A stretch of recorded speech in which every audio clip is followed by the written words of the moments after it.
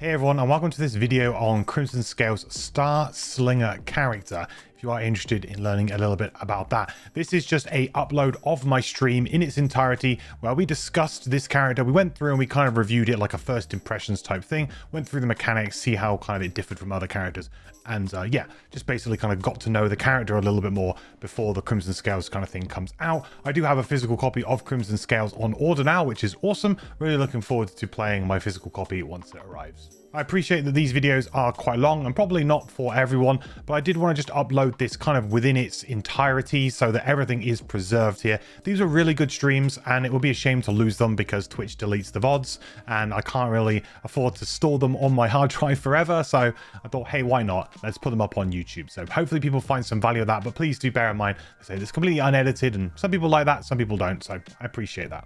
A big thank you to my patrons who support my channel over at patreon.com/MandatoryQuest. I really appreciate it. And a special shout out to Mike Kira for the legendary support. That's awesome. Thank you, dude, as always. And last but not least, come over to twitch.tv/MandatoryQuest Monday, Wednesdays, and Sunday if you'd like to catch me streaming some Gloomhaven or talking about Gloomhaven live. Okay, let's get into the Starslinger. So the 8th of Starslinger, this is the back of the player mat. We won't go through the first bit because that just describes what an aether is. But we'll go along this bit. So this will give us the theme of the character, hopefully. Among the aethers that travel between planes, there are those who spend their energy exploring the magical powers of the astral planes. These aethers, known as Starslingers, learn to harness the power of the stars and discharge their energy to demonstrate miraculous healing powers. As they traverse the planes and master the power of the sun, moon, and stars, the Starslingers claim to be the experts in all things extraordinary as they seek out new realms to explore. Okay, so like this. So they're like they kind of like hop around and they go to all the different astral planes. I think that's kind of, thematically it's quite cool. The Aethers are all characters who are, based off of the different planes and the different elements and stuff like that. And I think it makes sense that you have one that's kind of a bit more astral themed, right? Aether Space Edition. Yeah, for sure.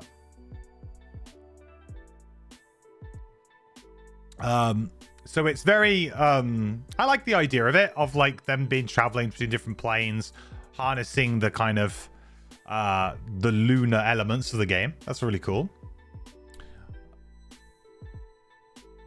So let's take a look at the front of the player mat. Now this will be basically where all the mechanics and stuff are listed for the character, so we can take that down for now.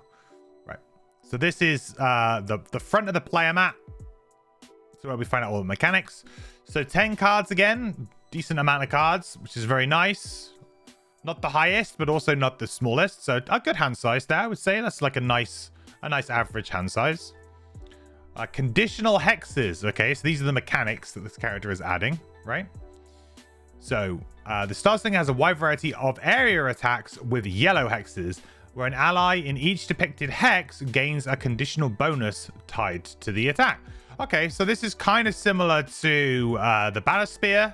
The Banner Spear needs an ally in a certain place, but that's more to do with them being able to perform their actions. So it's more of a, it's not conditional, it's unconditional. That has to be the case. Otherwise it doesn't happen. Like you can't perform the ability or the attack.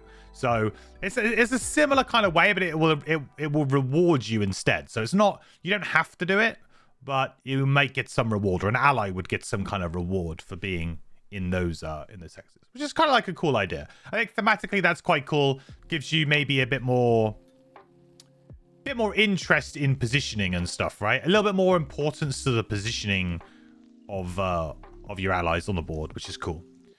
You must target an enemy in a depicted red hex to perform the conditional ability. If no enemy is targeted with the attack, the ability affecting allies is not triggered, which makes sense. Basically, if you don't do the attack, then you don't get the plus. So you can't play this as just this ability. It has to be an attack. It has to be an attack that actually happens for you to be able to do that. Nope. Hey, a Snapcaster Mage. How's it going? Good to see you. So, additionally, some abilities have conditions or experience tied to a specific hex of an area effect. If you target a figure in that hex, you gain the conditional experience or add the depicted bonus to the ability. Okay, so added conditions and conditional experience gain. So You're going to get a... If there was an ally there, we'll get an XP. If there's an ally there, we could give him a bless. I think that's very self-explanatory, right? I feel like that's incredibly self-explanatory. I like it. It's simple. It's a little bit of a twist. I don't know. So I don't know when this class was kind of designed. Like my timeline of, was this designed before Frosthaven starters were or not? I don't know. Like, did they maybe take inspiration from that? Or was this just something that kind of came about beforehand, like mutually? The thing is, in Gloomhaven, there's only so many things you can do. So there's going to probably be some overlap at some point between like, oh, this would be a cool idea. Because if you're thinking it's a cool idea, the chances are Isaac's probably thought about it being a cool idea too. So middle-ish. So it's what, it was around the same kind of time. Hey, truck driving gamer. Takes up a lot of space to explain, but it's very self-explanatory. Yeah, I think so. Like, I don't think there's any...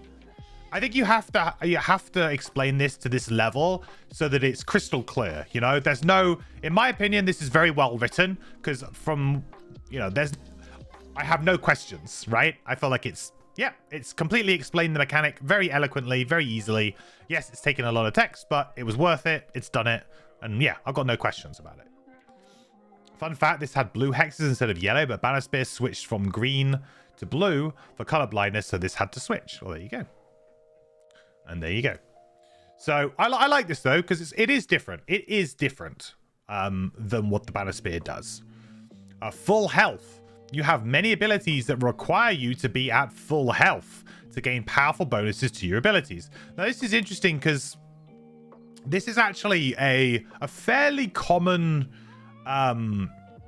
like a fairly common thread or theme you might find in many kind of like RPG games and stuff like that. Like I've been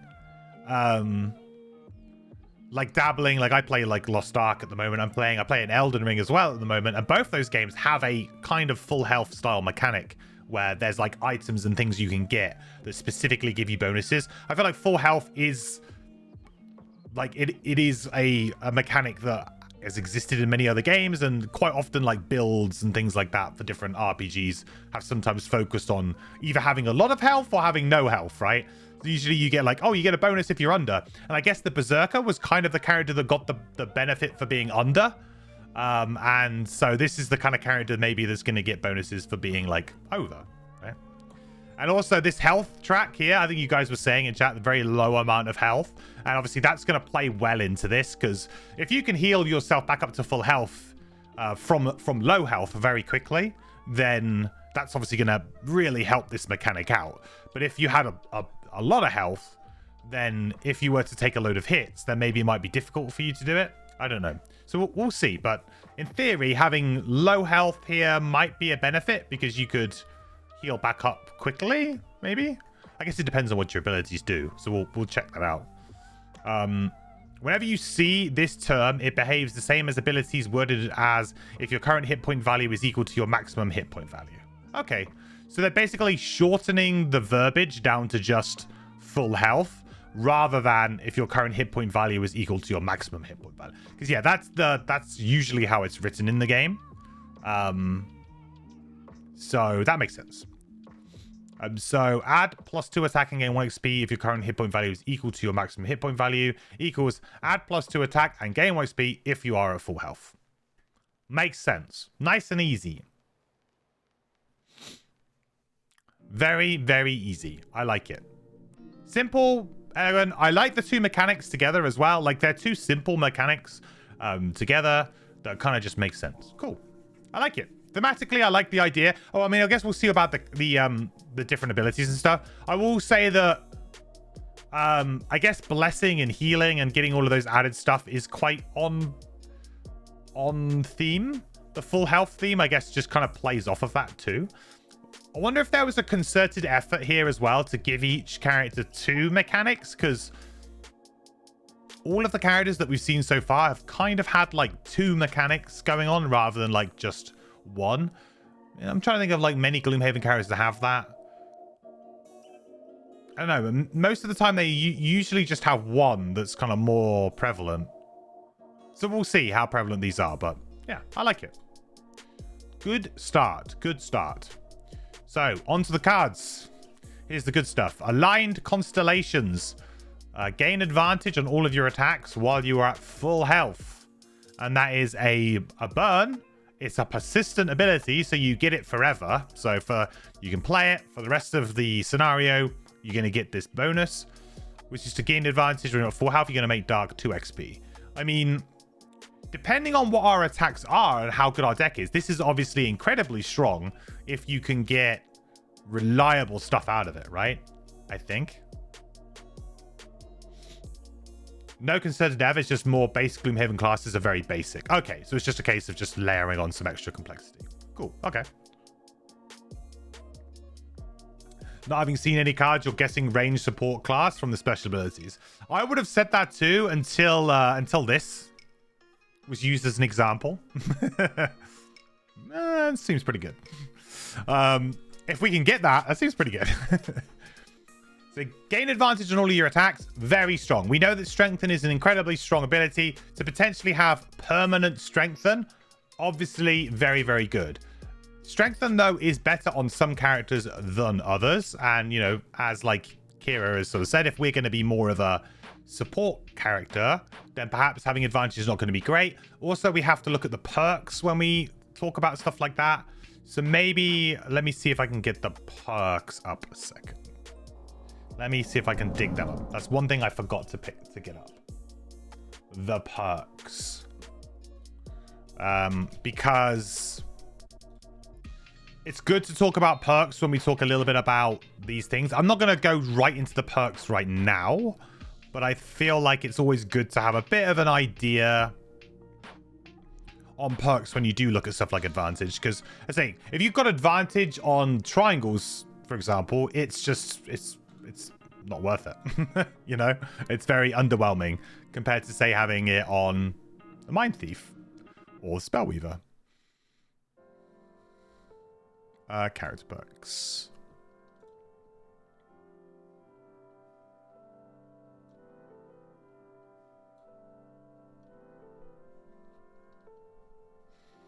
Okay, so we'll come back to that. I've got the perks open now anyway. So here are the perks. Looks like we got some replace there, which is good. The plus zeros though. Get rid of a -2 with a -1 invisible. Quite good. Replace 2 -1s with plus zeros. That's pretty average. 1 -1 with 1 +1. That's good. That's a good swing. Add 1 +1 or +3 if you are at full health card. That's pretty good. Add 2 rolling immobilizers. Add 1 heal. Add 1 force. So to me, this doesn't look outstanding, but it doesn't look bad. Like it looks fine. We can get rid of the -2, but we're certainly not putting in lots of +2s. It's not like we're suddenly jamming a load of +2s and we're getting rid of a load of cards. I would say this is probably one of the strongest perks this character has, and probably this one too, depending on what we need, but this seems quite strong. So I would say it's good, but I'm not, from what I'm seeing at a glance, I'm not going like, wow, this is crazy, right? Good. Okay. Right, where's the other stuff in here? So this is going to be good. This is going to be good. It's not going to be bad. It's not going to be great. Depends on your build. But for a 10-card character, I'd probably quite happily do this if I could reliably get strengthened. Like, if I can be strengthened for the majority of the scenario, majority of my attacks, I think that's incredibly good value, right? Incredibly good.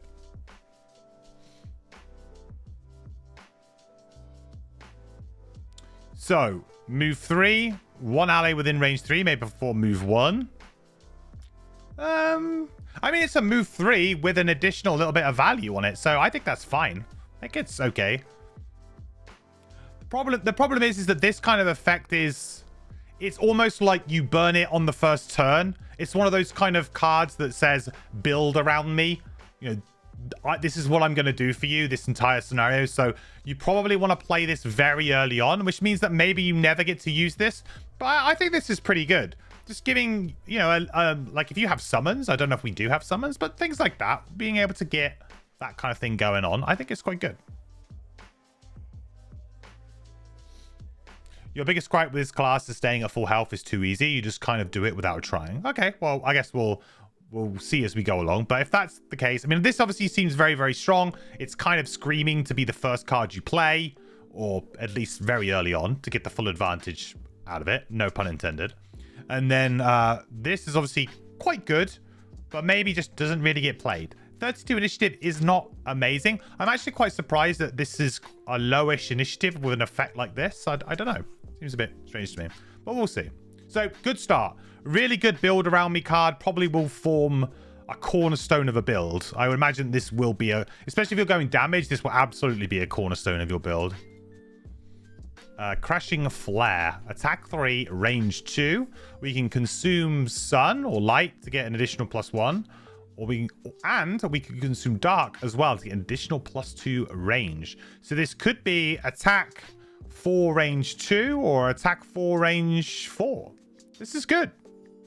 This is very good. I think, to be honest, I think you're very happy with just attack 4 range 2. I think that's incredibly playable.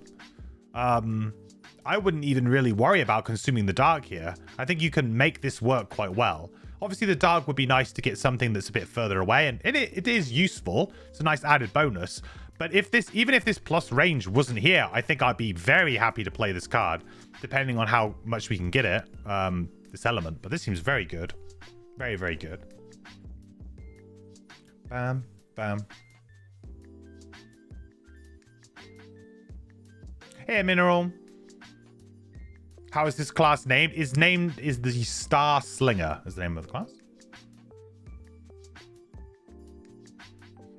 The dark is a nice bonus as a round 2 follow-up to the advantage position. That's a good point. This actually works really nicely. You play this and then you go into this. I wonder if we have a way to make this with a bottom.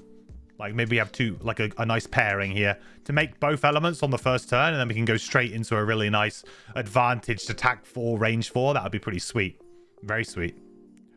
26 initiative is good. Kind of early-ish. It's fine. You know, it's not super, super early, but it will allow you to go ahead of a lot of enemies if you wanted to. Move 3 if you are at full health and generate light. This, I think, this is actually this is above the curve for sure. This is above the curve. If it's as easy to stay at full health as Nitz is saying, then I feel like this is probably very powerful. Most classes either have to enhance this kind of thing, or it will be stuck on like a move 2 or like a move 1, right? I'm thinking about like the Eclipse, people like that. This kind of thing is generally like, this is a very big benefit. Some of the best things you can do is to have both of these. And I guess, like I was saying, in theory, you could play this and this on the first turn, generate both, stamina potion this back. I mean, maybe that's not very elegant, and maybe that's not a great use of a stamina potion, but I think, you know, it's possible, right? It's something you could do. So this to me seems above the curve, especially if you could do it very regularly, and it actually probably fuels stuff up. Move 3 element is on curve, actually. What? From where? Like, who else has move 3 make elements?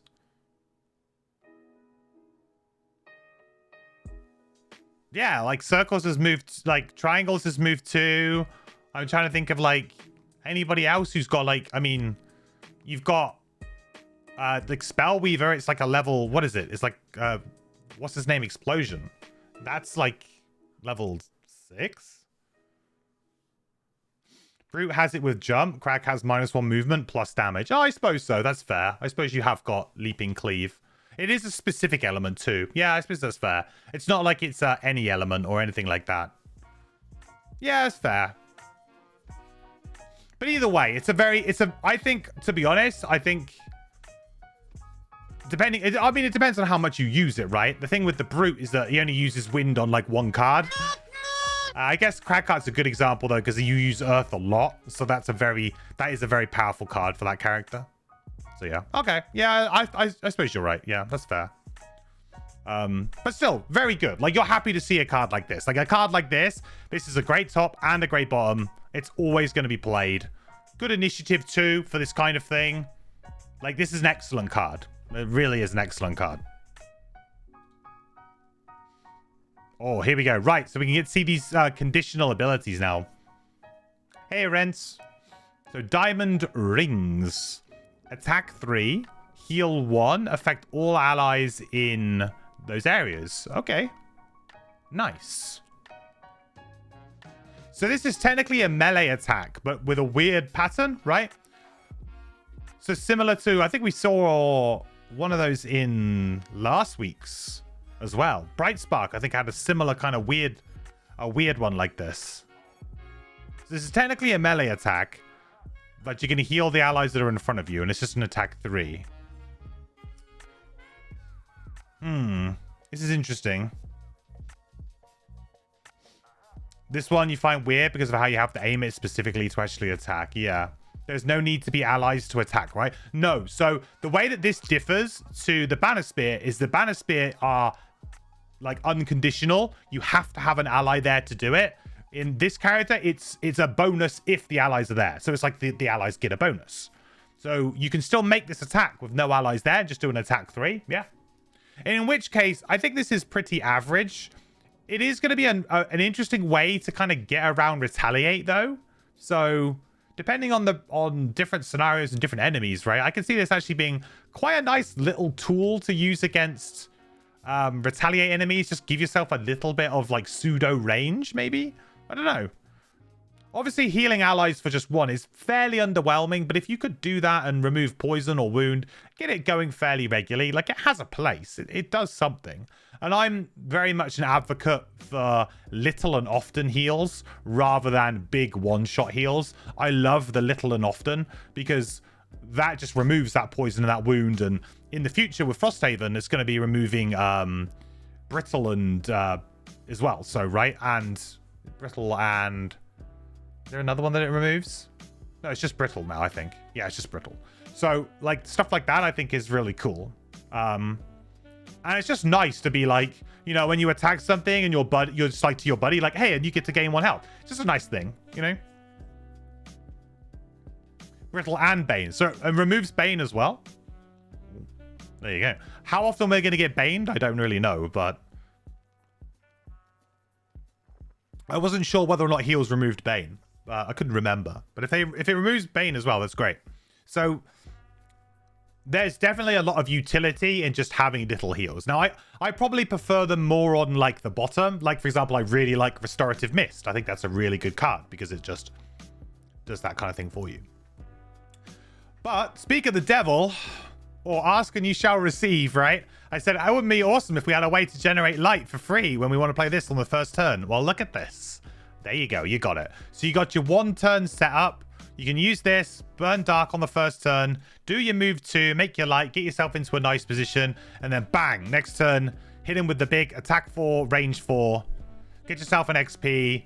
That's a good, clean two turn opening, I think. Like, that's nice. It's not anything like super crazy, but it'll be a really satisfying sort of 2 turns. And I imagine, I mean, I hope that we have another way to make dark so that we can kind of reliably keep hitting this. But to be honest, as long as we can make light, and which, you know, we've seen 2 really good cards for just making light pretty regularly already. I know one of them is technically on here already, but, you know, if light's going to be an important element to us, it's really nice to see that there's two good ways to make it already.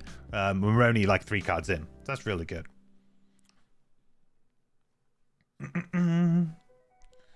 Yeah, only targeting half the hexes at range 2 is kind of strange. I guess it's the thematic of the ring shape.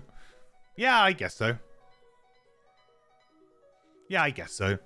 I think that's why. I mean, this is sort of underwhelming in that respect, because usually you would have something a little bit more to this kind of thing.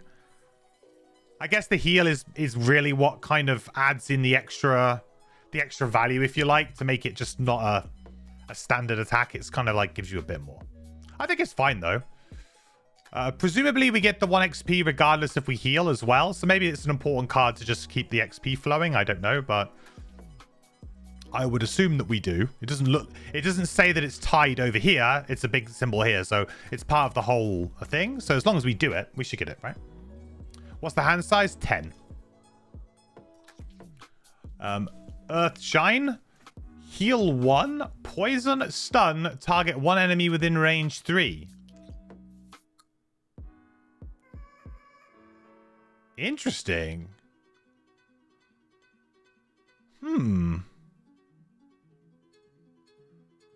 So you heal an enemy. This is like the first time I've ever seen a heal target an enemy, right?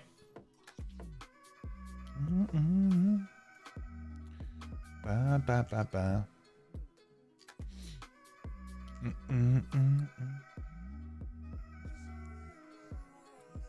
think this is the first time, right? Basically takes off wounds and brittle is the big drawback. Yeah, I guess going forward it would be a fairly good drawback, but I quite like it because it is actually blocking the wound combo, right? I think that the stun wound combo is very, very strong and kind of overplayed at this point. So it's like it feels like a stun that's been adjusted to be a bit more reasonable. It's not an attack. So it's not like you're doing damage and you're stunning. The poison's there, which is quite nice. Blocks them from being obviously healed up themselves, potentially. Like you kind of can do that and hopefully they don't get healed themselves or something, or at a later point. Also, you get the damage later on. You probably don't want to attack a stunned enemy. Like the purpose of stunning is to take them out for a round. So the poison will be useful, obviously, down the line for attacking, but it's probably not going to be like what you're going to do that round, because generally you stun the one thing that you can't deal with. You're like, okay, I can't deal with that guy, let's stun them and we'll try and kill something else that's a bit easier or something that you can deal with, and then we'll come back to that enemy in, you know, the next round or future rounds. So I quite like it because it kind of sets it up for future rounds, but you don't get the benefit of poison straight away. You're probably not going to or want to. So it's nice. I think it's a nice balancing of stun, actually.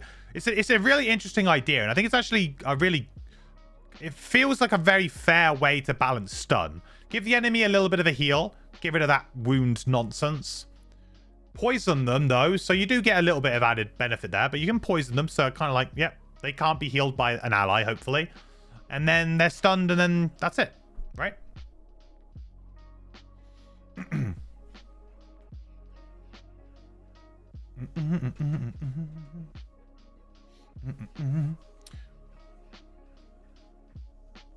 People trying to avoid using heal on enemies because it gets a bit murky rule-wise, I see. It's very strong. Poison plus stun is basically a kill. Yeah, it is, but like the whole point of stun though is to buy yourself a round with a particularly hard enemy. But I agree that like then the next turn you could follow up very early and just kill it. What I'm saying is that I don't feel like it always feels bad to kill the enemy that you've stunned that round, right? It feels like you've wasted your stun. So it's a little bit of an inefficient thing to do. Because then you could just play a card that just poisons them and just make sure everybody goes early, right? Unless you have some real problems with your initiative. I don't see why you would want to kill a stunned enemy that round. But obviously in the future rounds, yeah. But then you just poison them, which lots of things poison, right? Lots of attacks poison, lots of different things poison. So it's not like some sort of incredible combination. I think this is a very good attempt at balancing the whole stun problem. And it is strong, but you are giving up an attack to just stun an enemy and say, right, well, we're going to try and deal with them next round or whatever it is you're going to do. I don't know. I like it. I think it's good. Like, you can make an argument that in certain situations you might not even really want to play it, like, because you might not want to sort of do that kind of effect. I don't know. I mean, probably not. You can't always want to stun, but yeah, it's interesting because they could have, for example, what they could have done with this card is they could have made it like attack 1, poison stun or something. I think it's an interesting way to try and balance that. The powerful nature of stunning, especially on non-burn cards, the so powerful nature of stunning, I think it needs to be balanced. You know, everyone knows that. In Frosthaven, they're just like, you know, you ain't going to be able to do it unless it's a higher level card or you sink a load of resources in some way. Like, it's a very conditional stun. You have, the enemy has to be here, you have to do this, you have to do that, like as a very elaborate setup. But this is very simple, easy to do. I like it. I think it's good. Really good. You need to pair it with addition initiative. Yeah, that's true. 57 is not a good initiative for this, so you would have to probably find a better. I mean, unless your idea is to do it end of round, but I guess that would be counterintuitive to that line of we want to stun them for that round. I mean, it gets underneath summons and things like that, but it doesn't get underneath the dreaded disarms that some enemies have. So yeah, I like it. Earthshine top, really good. The bottom is move 3, consume light to do +2 move and jump. So potentially move 5 and jump. Excellent. Premium jump.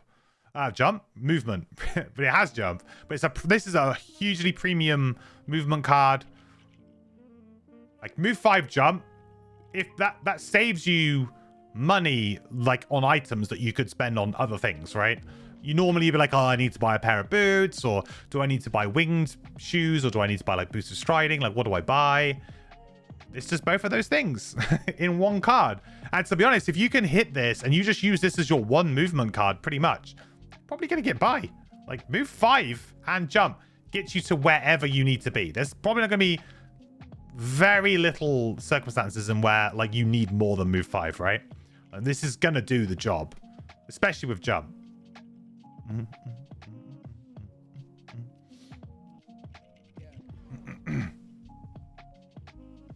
Kind of point, you've already bought boosted striding so other people can't buy them instead of you. Well, I guess that could also be true.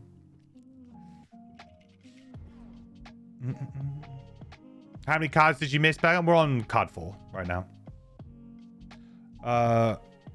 You want to see some self-damaging as this class seems mostly ranged and the persistent card seems easy to meet for the effect it gives. Will be interesting to see if we have some kind of, yeah, some kind of push and pull between that. Like some kind of play on our health in some way.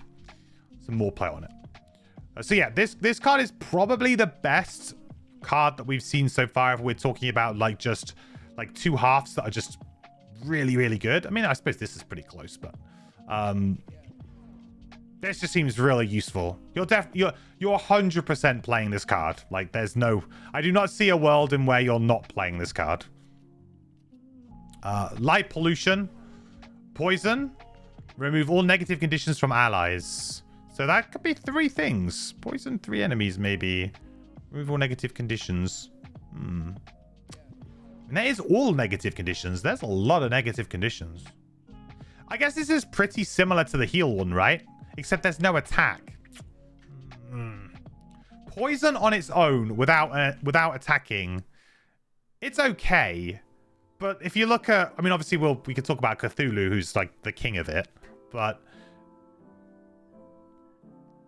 I would say this feels a little bit underwhelming unless you could remove the conditions from the allies. Like if you can get really good value from removing those conditions, that could be good. I could see the top being really good in some scenarios, right? Where the enemy's constantly like just messing with you, either with poison, wound, or even stuff like immobilize or muddle. Just like even removing muddle sometimes can be quite nice. There's just little things like that. I think if you're against enemies that do a lot of that stuff, I could see this definitely going up. But as it stands, would I spend my top action to poison 2 things without an attack, or 3 things? Because the thing is, it's going to be hard to get all 3 because they have to be in a line, right? This is quite specific.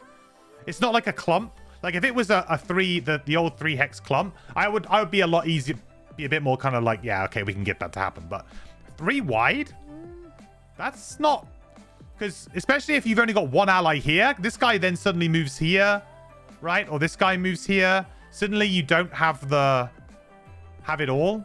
So maybe you can poison 2 things. Would I give up a top action just to poison 2 things? Probably not.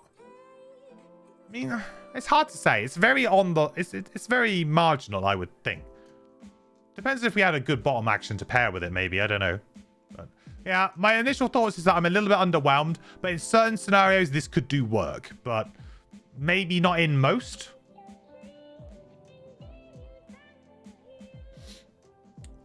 You can't use it only on allies, right? I'm not sure what you mean. You get light, though.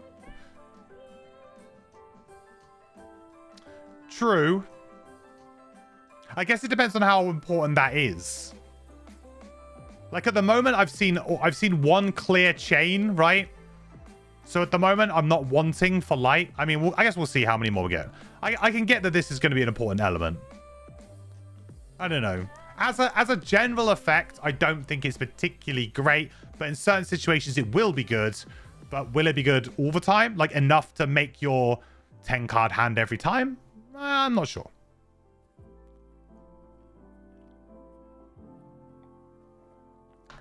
You can't... Yes, sorry. So you can't use it only on allies. Yeah, there must be an enemy here for you to be able to get this, right? So it's like you're attacking, and if you can't attack, sorry, you can't do it. It's not an attack, but if there is no enemy for you to target, if you like, with the pattern, then you can't get the other bonuses. So there has to be at least one enemy for you to be able to get this bonus. Anyway.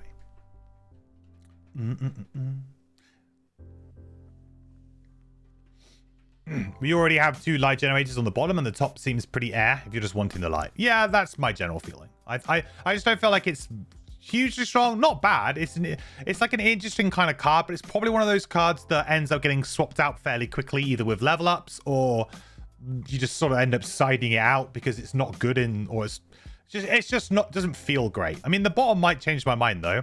So move 3 plus X, where X is equal to the number of figures you have targeted this turn. Now that's kind of interesting.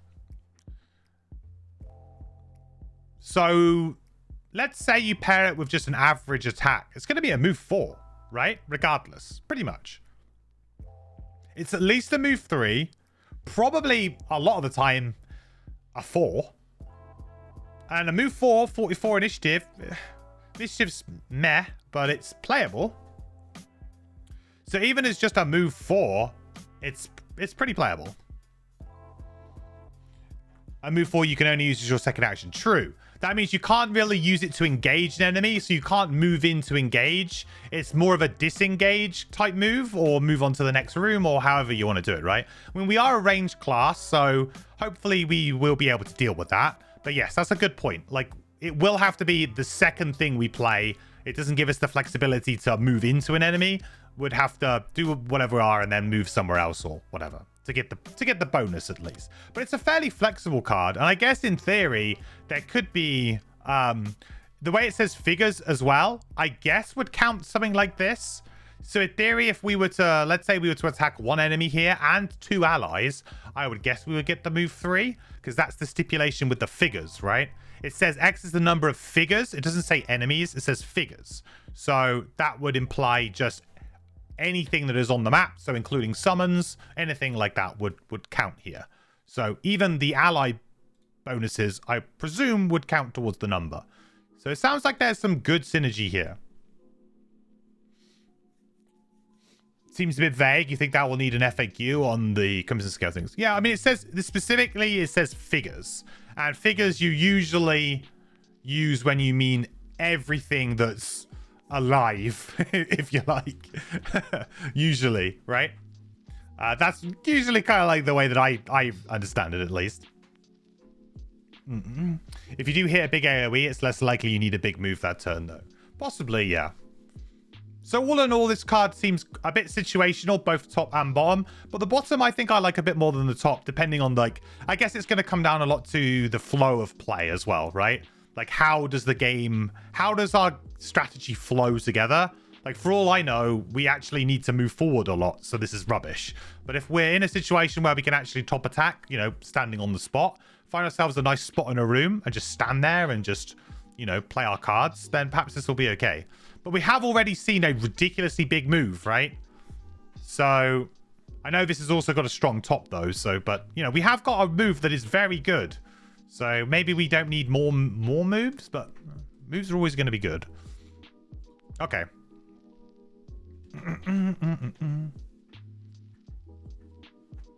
If the intent isn't to allow allied targeting to work, that's worded super strangely. I completely agree. I think that it'd be really, really weird for you to say figures if your intention was not like just everything. Otherwise, just say enemies, or, you know, it's not. It's figures is also a word specifically used in the game, like it's a game term, figures. So yeah, it's actually in the rules, and there are other cards that mention figures. So it is like a acknowledged term. Hey, VJ. New. How's it going, buddy? Good to see you. Right, lucky stars. Heal 2 self. Attack 1. Range 3. Add +2 attack and gain 1 XP if you are at full health. Nice. Okay. Well, this seems actually kind of busted in a way. Well, actually, no, it's not. Because it's only going to be an attack 3 at range 3. And as I said before, attack 3, range 3, that is the basis of a good ranged attack, right? Level 1 ranged attack, attack 3, range 3. That's curve. That's the level, right? So it's going to have to do a little bit more than that. And I guess it does with the heal 2 self. That could be a little bit of nice value. Would I play this as just an attack 3, range 3? Probably. I mean, the initiative is 74. But I mean, this is I like this. I think this is cool. Like it's thematically it's cool. It's got a nice little heal on it anyway. Perhaps towards the end of a room, you just want to heal up a little bit anyway. I mean, I don't know how often we're going to get hit. We feel like we're a ranged character, but we do, you know, you're probably going to take damage through multi-target attacks or just through the general nature. Like, it's hard to not take damage at some point in the game.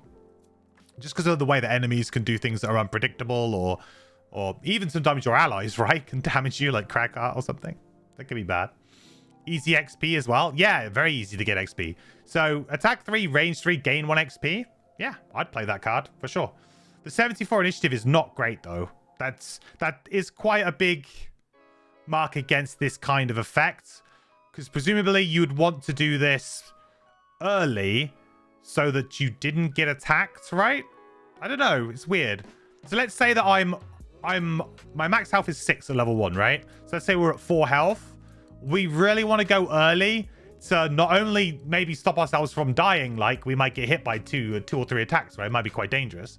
They could flip something on us. Not only that, we want to be able to get the heal and we want to get the bonus for our attack. So kind of, I don't know. It's strange because if you're banking on that heal too to bring you up to full health, the later in the round you go, I guess the more danger you might face. But then if another ally is healing, then perhaps it would be good for them to heal you first. Then you can do this and then you can get the bonus. I don't know. But yeah, the initiative, I'm not sure if I'd want to do this late. I feel like I would probably want to do it early. For sure. You'd argue it's the opposite. If you want to take a hit, then burst heal with the bottom plus this. Okay, I guess it depends on we have bottom heals, right? But I haven't seen any other heal selves yet. So if there are heal selves on the bottom, sure. Okay. But will we have it, I guess, is the thing. But the other problem is, if we do that, would we be attacking at disadvantage? Because if you've got a melee enemy who walks up to you, right? You go late, melee enemy walks up to you, hits you. Now we are below, you know, we're more than 2 health away from our max health. And the plan was to burst heal the bottom and the top of this. Is that, you know, now we can't necessarily do, well, we can do that, but we are, maybe we're going to be attacking at disadvantage and attack 3 with disadvantage. I don't know. It just feels like a little bit awkward to me. I'm not sure. Initiative definitely plays a part in staying at full health. Yeah, for sure. And I just feel like it's much easier to make sure you're at full health when you're in control of that, which is early, right? The earlier you go in any round is the more control you have over the round, right? Because you can see what the enemies are doing and you can react. So if you wanted to swap your plan out a little bit, you have that flexibility, which is why I always just say to people, if in doubt, go early, because realistically, you can at least then see what the enemy's doing and go, oh, I can react. Even if that reaction is I'm running away, you can run away. So there's just more there's more flexibility in going early. You know, initiative is very important. So I don't know. I'm not a huge fan of the initiative for this. I like the effect, just don't like the initiative. Heal 1, affect all allies within range 3, and consume light to get an additional move 3. That's good. That's very good. This is like a supercharged restorative mist, huh? Supercharged restorative mist. Can enhance the heal? Oh, you mean on the top of here? Oh, yeah, that's cool. Oh, man, you could put strengthen on that too, huh? Ooh, that'd be a great enhancement target for strengthen. Although saying that, do we need it? Because we've got constant advantage. Nah, we'll do that. We bless. Yeah, for sure. It's kind of like when you're playing Angry Face. Angry Face doesn't need strengthen, just needs bless. We're playing expose. We just need blesses, right? Yeah, you never want strengthen. Yeah, this character has potentially permanent advantage if you play your cards right. So I feel like you definitely want to go bless. Like loading this character up with blesses seems very good.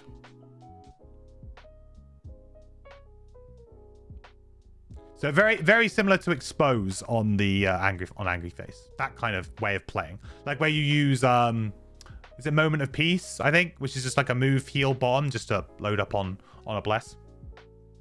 Is the loss worth it though? For this, I absolutely think so. I mean, there's a reason why strengthen is the most desired enhancement.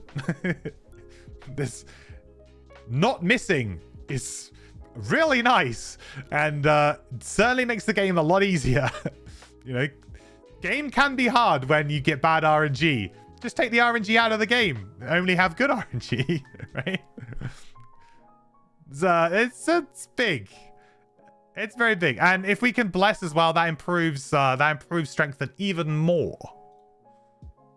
Right, where are we? So the bottom of this as well, I like this a lot. I feel like it's a really nice restorative mist kind of upgrade. And I don't think you don't necessarily need to activate this, but that's some nice extra value there. It's a bit weird that it's in a way I would have liked it to have flipped here. Maybe it would have been too good then. Yeah, maybe it would have been too good. Yeah, it probably would have been too good. Because Restorative Mist is move 2, heal 1, all adjacents. So if it was like Consume Light, move 3, heal 1 within range 3, that's really too good. Yeah, that's like a much more powerful. So it's probably more of a balance thing. But this is good. I like this a lot. Very simple effect. And the top's good. This is just a solid card. This might be the kind of card again, though, that you end up getting rid of a bit later on, because like these numbers don't really get any better. But if you were to enhance Bless on this, it would obviously then become probably one of your, better cards that you're going to keep all the way up to level 9. But if you aren't going to enhance it, it's probably like going to end up phasing out. But if you do enhance it with Bless, then obviously you're going to be keeping it. Mm-hmm.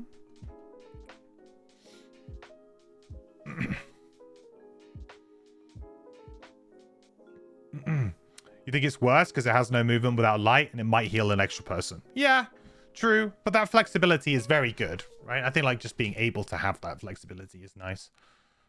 Depends on the scenario, but yeah. Well, it is weaker because of the initiative too, because Restorative Mist is like 17 initiative, right?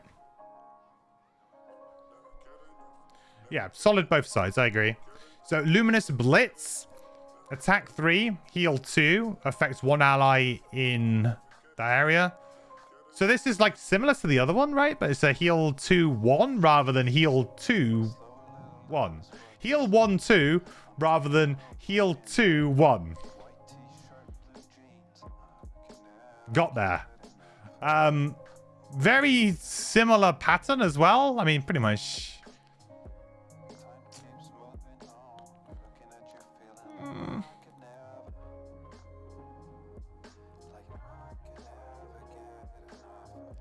17 initiative though. Plus, to be honest, the bottom, you might want us to play this one for the bottom anyway. I mean, I think I prefer this one, of course, because it's, you got better upside. And to be honest, in terms of making the pattern, they're the same. Like, there shouldn't be any difference here between you making this one and making the other one. The only one being maybe in a very tiny corridor. This one would be easier maybe to hit, but you should really probably be able to make this or this, especially if you're moving beforehand. And also, it's probably better to split that heal across 2 things than it is to just heal 1 thing. There could be, if you're playing 2-player, maybe this would be better actually, because if you're just playing 2, you really only care about healing 1 ally. then maybe in a 2-player situation, this would be much better. But I think if you're playing 4-player, maybe just having the flexibility to chuck an extra heal at someone else at some point might be more beneficial. 17 initiative, though, will probably make this card.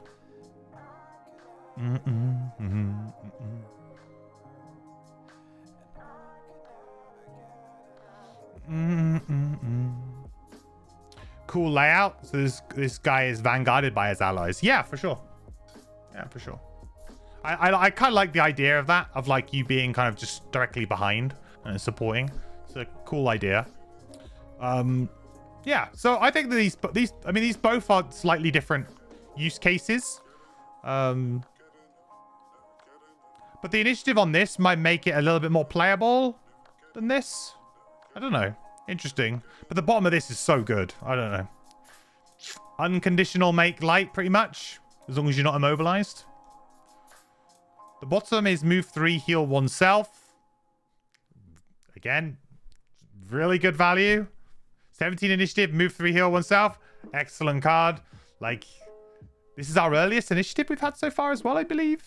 It is.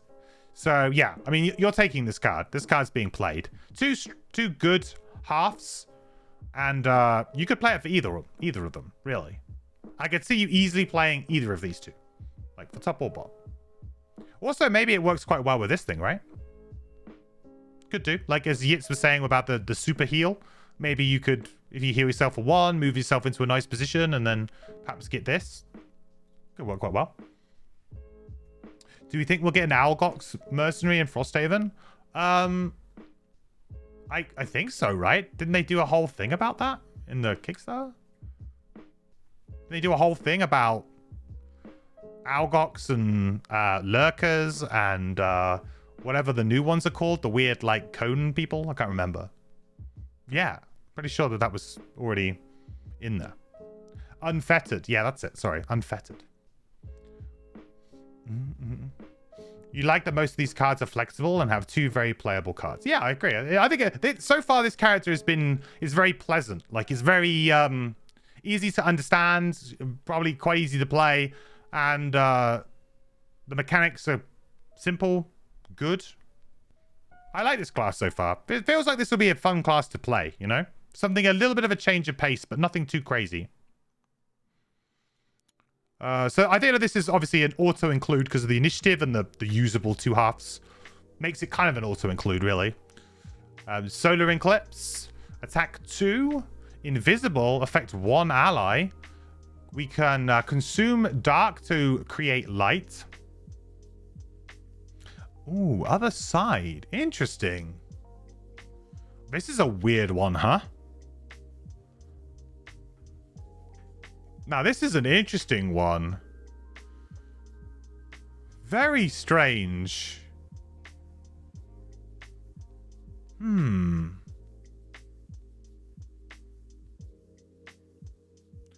This is quite unique. I mean, there have been other characters that can make allies invisible. Triangles for one of them. And so it's not like we haven't seen this ability before. But it's an interesting pattern because you're obviously sandwiched between the 2 enemies. I could see a situation in which this person's on a door, which could be quite good, right? But you're not really a tanky type character, so you know, by making this character invisible, you're then inviting the pressure onto you, right? It's kind of interesting.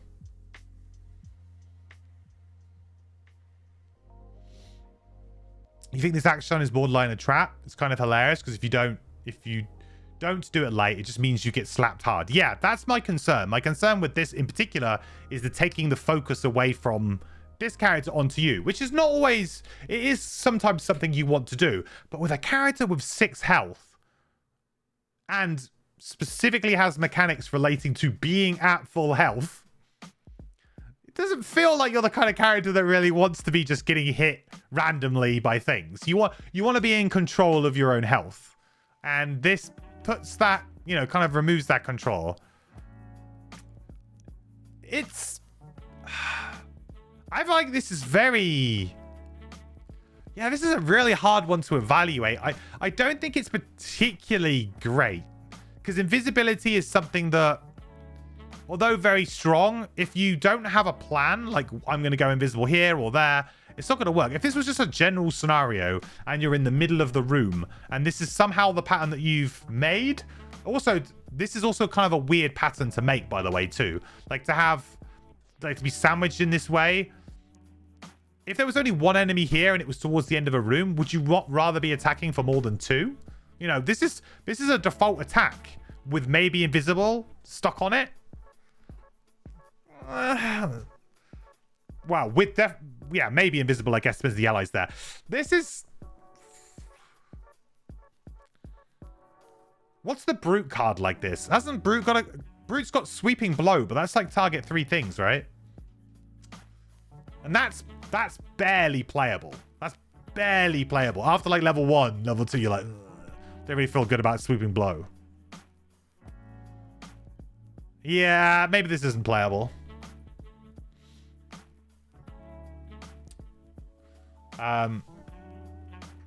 AoE is a bit better with advantage, mind you. That's a good point. We might have to, but then the thing is, though, is right. We'd have to go early, so we'd have to go early, so that.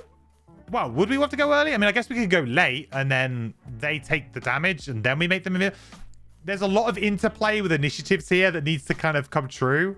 I could see if you're playing solo. If you're playing solo, I can see this actually working quite well. And you could probably come up with a cool use for this card.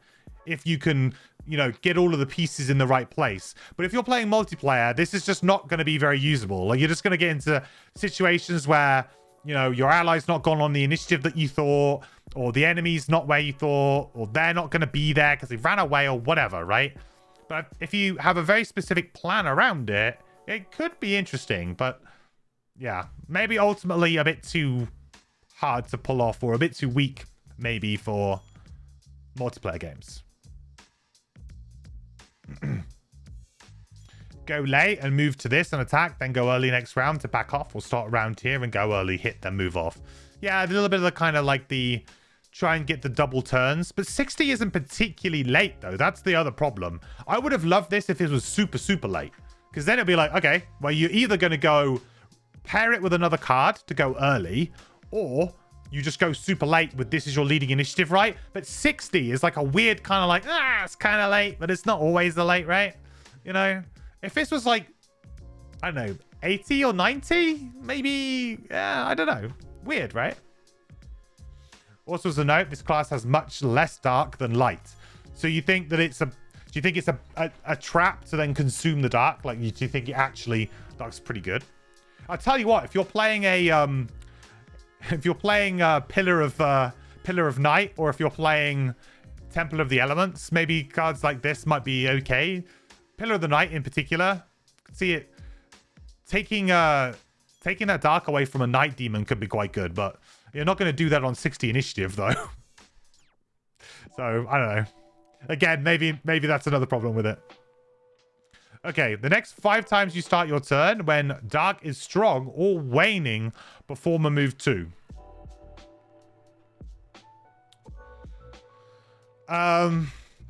Again, this is kind of like the top. This has got the same mechanic as the Bright Spark, right? Ooh, he's stolen a mechanic. That's not fair. You can't steal a mechanic. Oh, what's this about? Stealing a mechanic. Now we're just using that mechanic. I mean, that's not fair. That mechanic shows up on several classes. Well, now I feel really bad for the Bright Spark. Because I thought at least that was unique. All right. Okay. Technically, it was on Rune More too. Was it? Maybe I just didn't put 2 and 2 together with that then. Huh. Well, anyway.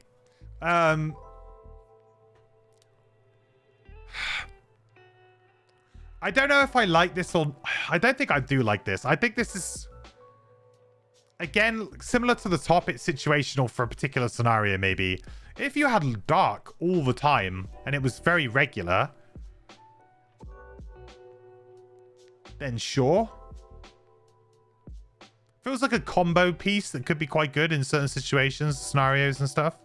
Because getting a free move 2 means that you don't have to use a move on your bottom card, right?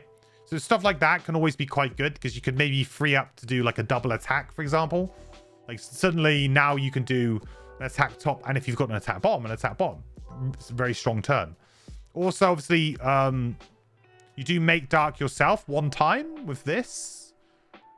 But then you're going to go down another card. You got 10 cards, you get 9, 8. Yeah, this is...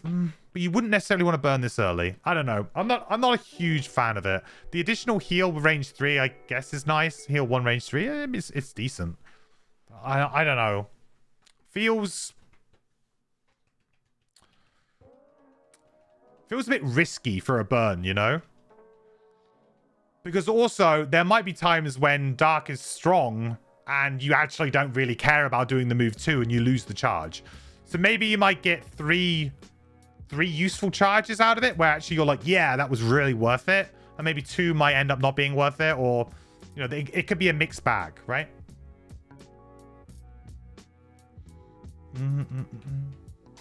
Seems like a mid to late scenario burn with the situation top. You don't like it. Yeah, I think that's fair. That's a fair assessment there. And on a weird initiative as well for the top at least. Yeah. Yeah, probably not going to make the cut, this one. Maybe in a certain scenario, like I said, if you're playing Pillar of Night, maybe you might consider using it.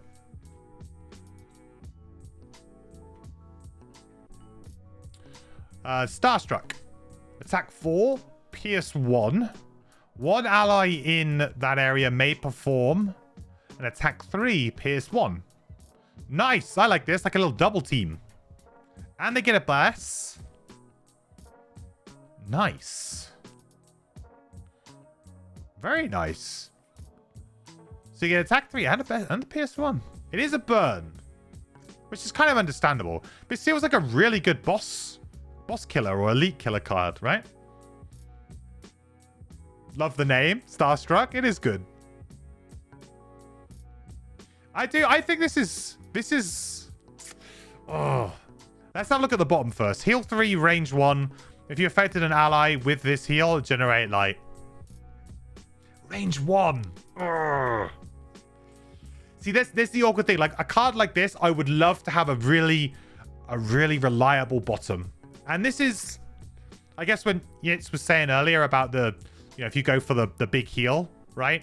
So you could play this and you could play the big heal on here too. Maybe you don't care about generating the light. Like you want to get yourself back up. I can see that. But this feels a bit like, ooh, yeah, it's going to be good. Sometimes you're not going to want to play it. I can imagine situations when I have this card in my hand and I don't want to play either half, right? And I don't like cards like that. I don't like cards where I have both halves of them in my hand and I'm like, I'm going to have to play it for a default action at some point. Unless it's really powerful and it kind of makes up for that later on down the line, right? Like, for example, Unstable Upheaval is a really good example of this for Crackheart. You know, the bottom is garbage.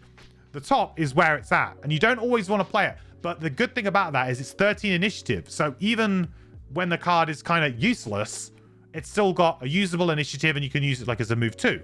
So it's like, yeah, it makes stuff happen. Whereas this, it's probably not often that I really want to go 80 initiative. The top is really good and I like it. I think it's a very strong attack. Really good against bosses and elite things. But it is a burn, so it's like a one-time deal. And the bottom is, yeah, it's usable, but sometimes you're just going to want to move around. I don't know. It's an interesting one, though.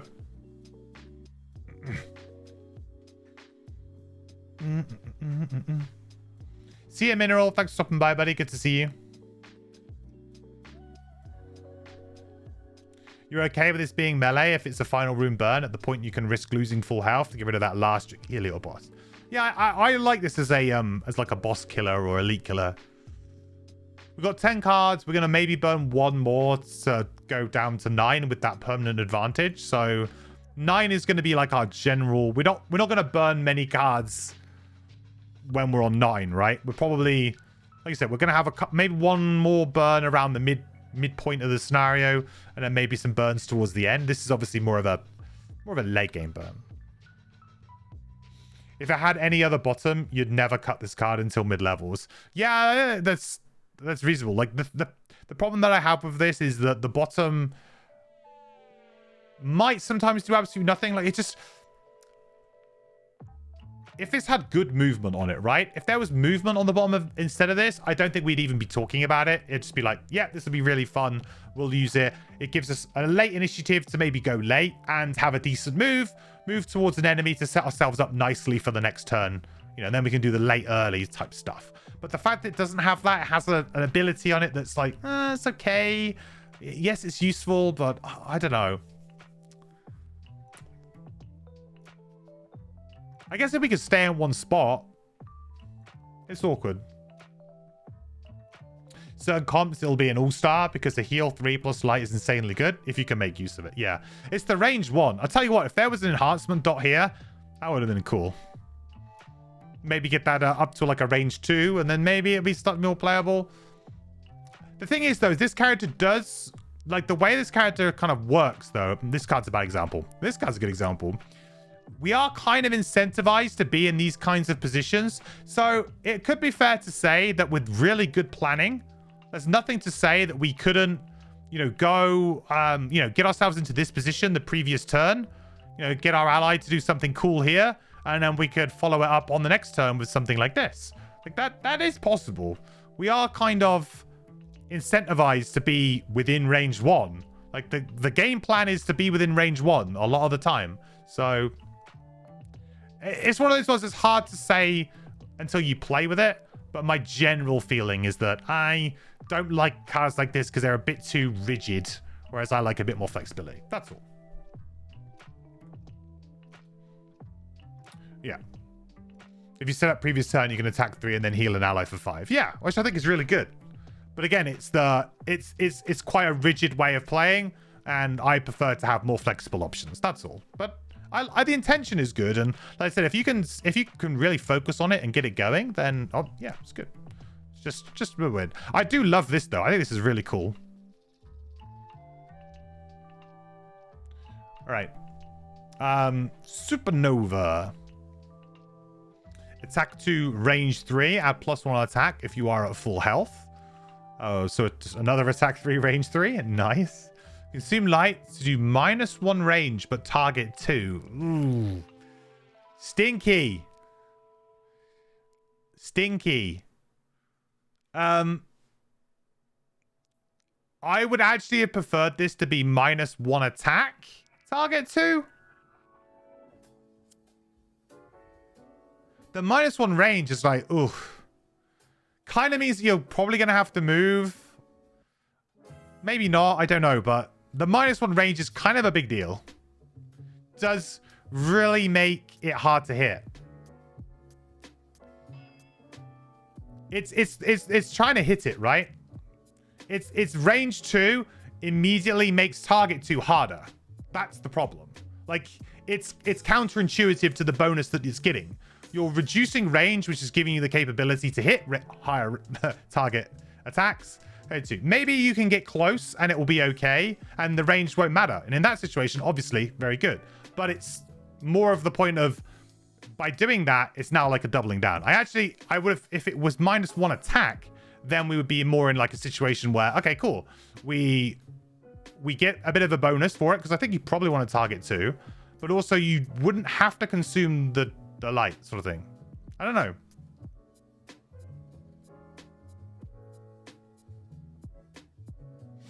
Range 2, target 2 is usually doable. Yeah, it can be. Maybe I'm overreacting a little bit to it, but for me, the -1 range is going to come up quite often. Like, that will be a problem. Sure, you could solve that with an item like Hawk Helm. You know, there's things you can do to solve that problem, but that is like, I guess it makes the card more fair in a way, I guess. Can enhance the range too? Oh, that's a good point. Yeah, if you can enhance the range, then it kind of goes away. The problem kind of goes away. And the, you know, range enhancements are fairly cheap if you use the new, like, digital sort of, the digital based enhancement system, which is kind of considered to be a general reworking of the costs of enhancements anyway.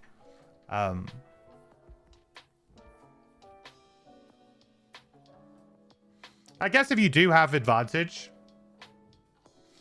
even with the old rules, it's turns 30, yeah. It's a very good value enhancement for sure with this card.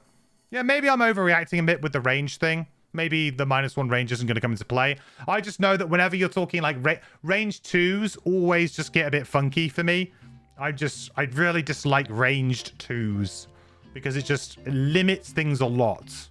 It really does. Especially if you're in a certain situation, like a scenario where there's lots of archers, right? And they're kind of spread out at the back of a room.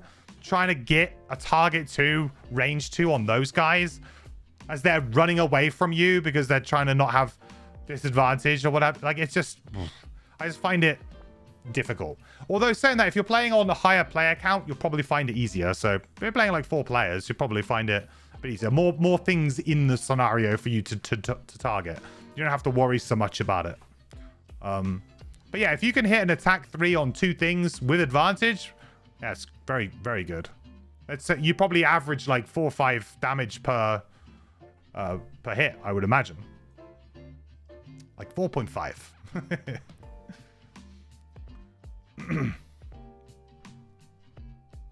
In your campaign, you had a Starslinger only spend 2 turns over 10 scenarios not meeting a full health clause. Well, I guess if you nurse yourself, yeah. I wonder if there'd be a way to nerf this character a little bit then by having some kind of like you have to take damage type thing. Like we were saying earlier, some kind of take damage style effect. Might be quite cool. Okay, 30 initiative. Kind of early. Not super early, but it's okay. The next 3 times you perform an attack while you're at full health, add +2 attack. And that's a burn. I think that's pretty bad. It's like Mind's Weakness, but you have to throw it away at the end. I guess the thing is you're going to be playing this for the top the whole time anyway. So what does it matter? You just play the top, and then maybe in the last room you have an elite or a boss, and you focus it. So it's a usable bottom when you consider that you have a highly replayable top, right? Yeah, it's not a terrible fun room. Yeah, exactly. So it's like you're gonna be playing this all of the time, and then if you need a bit of extra damage or you want to get some XP at the end of the final room, you burn the bottom of this and you go to town and you have some fun and beat up on a couple of enemies at the end, right?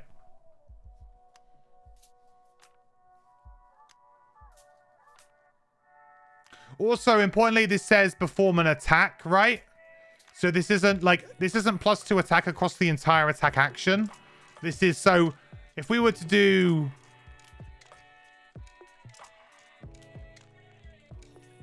Do we have anything that targets more than one thing yet? Yeah, this. That would be 2 charges, right?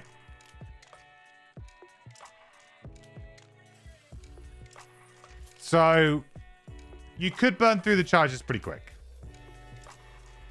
Yeah. So this is, yeah, very, very good top attack. Maybe our best attack, as people have been saying. I still feel like the range disadvantage is a bit, but maybe I'm overreacting.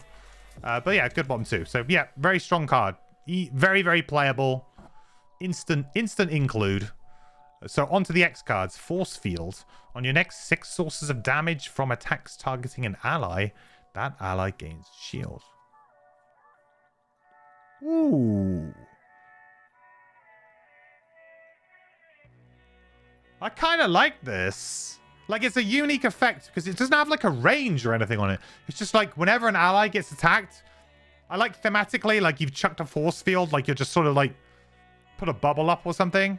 Thematically, I like the idea of this. And the fact that there's no range on it. It's just your ally's going to get something cool.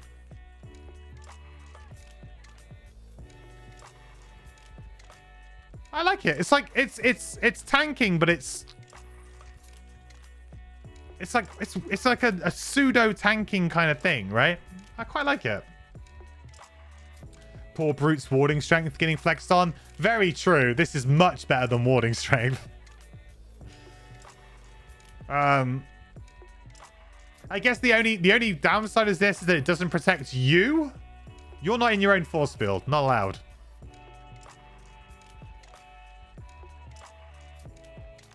9 initiative too.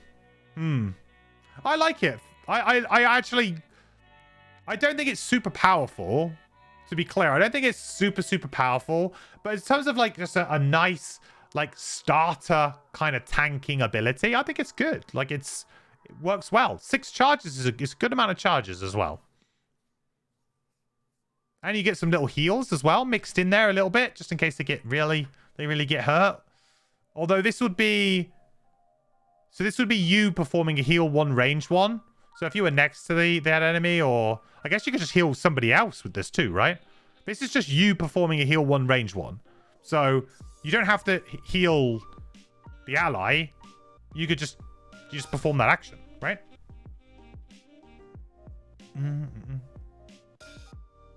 9 initiative, which is what's, again, spicy.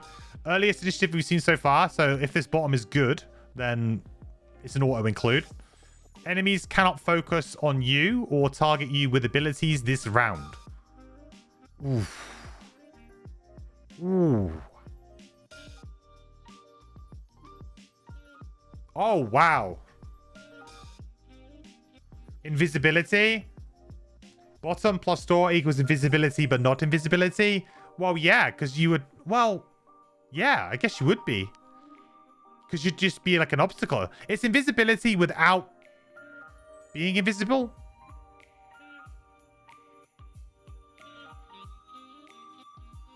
But why does that matter? Oh, because it's a I tell you how it matters is because it's a single round. It's only a single round, whereas obviously invisibility would be till the end of your next turn. So it's like half invisibility. Right? Yeah, only this round. Yeah. Basically just single round invis. Yeah. Which is maybe a bit more balanced, right? Interesting. It's kind of like trying to balance invisibility in a different kind of way than how, you know, the new rules I think have done a fairly decent job of that, but this is another kind of interesting idea. The way this card approaches invisibility is super sketch. I'll see with the next card. Okay. Well, so in theory, we've got it, chat. We've figured it out. 2-player. We're playing 2 players. Boom. We go on 9 initiative. We play the bottom of that card, right? Where's it gone? Oh, I lost it. Where's it gone? Oh, I've just gone right past it. Wait, we play the bottom of that card. So we're kind of invisible. And our ally is now invisible too. Easy. If you're playing 2-player, enemies like don't do anything. Right?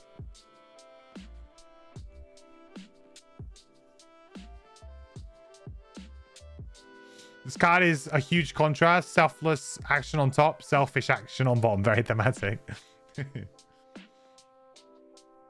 I think it worked. The naming of the card and the 2 abilities works really well, right?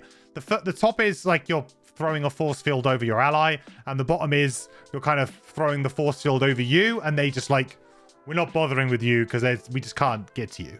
We can't. Also, you know, when you look at cards with such a low initiative, the whole can we play it as a move 2 comes into play, and I feel like this is an absolutely like you consider doing that.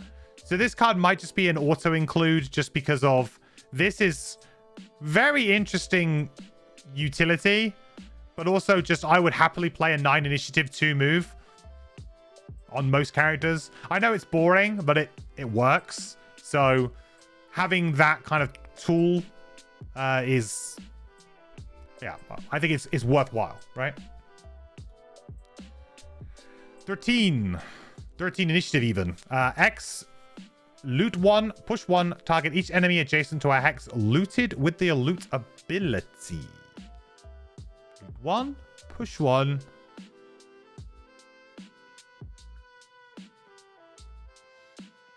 This is kind of weird. I mean, it's a loot action on the top, which I don't mind, because I'd much rather get all of my looting done in a single turn than have to, you know, spend multiple turns trying to do my looting. So, and it does add a little bit of versatility to the card, right? I mean, there might be a situation where you could push something into a trap or hazardous terrain, or maybe into an AoE for an ally, or push it into a position for you on a future turn because you've got some patterns you want to set up. You feel like this is always just a loot one with no push? Yeah, quite possibly. And therefore, I personally wouldn't play it. I mean, it is 13 initiative though, so maybe the bottom will make it useful. Only one ally or enemy within range 2 performs move 2 with you controlling the ability. Or enemy?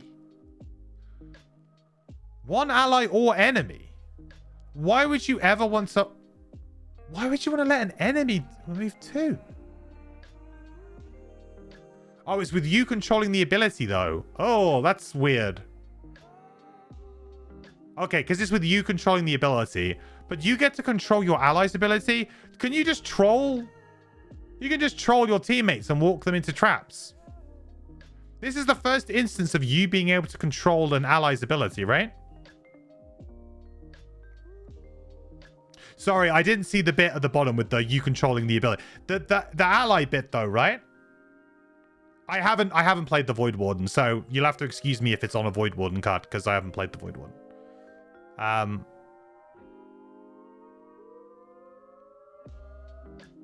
But it's usually you don't get to control the like, so if you were to give it to somebody else, right? Or am I just being strange here? Or am I just getting confused? Because I think like if you can give it to, like, so if I was to do it to another character, usually if it's like a player character, that player would do the move, right? Because it's usually like they've now basically taken away like this text in a lot of the times, right? Yeah, granting is the new templating. Yeah. The other player could politely ask you where to move them. Yeah, true. Yeah, I feel like the new terminology of granting would maybe make this a bit more... Yeah, maybe I'm just confusing myself because of the templating is a bit strange. Because I don't think you usually don't get to control like a player character in this kind of situation. But maybe that's just me reading too much into it. I don't know. That was what threw me at first. But I think this is... I mean, this is good. This is better than some of the Mind Thief ones, right? The Mind Thief ones always really annoyed me because it was only move 1. And move 1 always just feels really underwhelming, you know? Move 2 kind of gives you a bit more play. Because what you can also do is you can kind of leapfrog enemies a little bit. And almost use it like a pseudo push as well. Kind of get them further away. And like 2 can be maybe enough to create a bit of a barrier between you and an enemy. Whereas 1 might not be. Void Warden does what Mind Thief did, but not suck at it. Okay, cool. Well, that's good to know.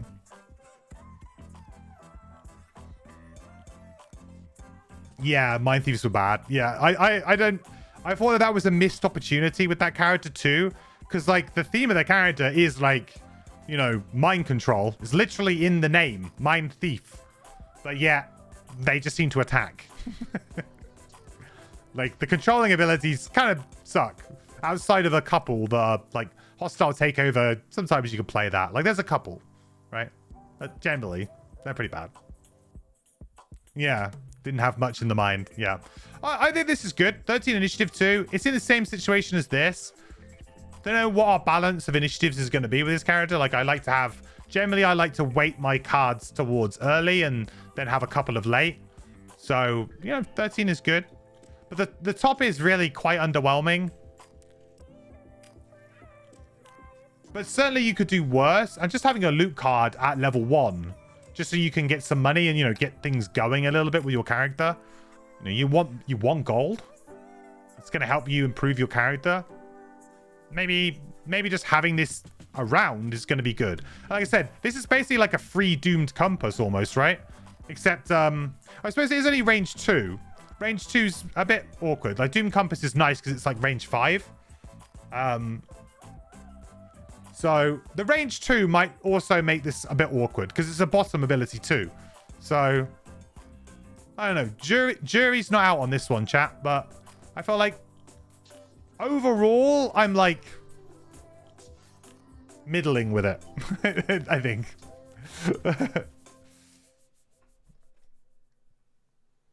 Did I claim a loot 1 with good initiative is bad?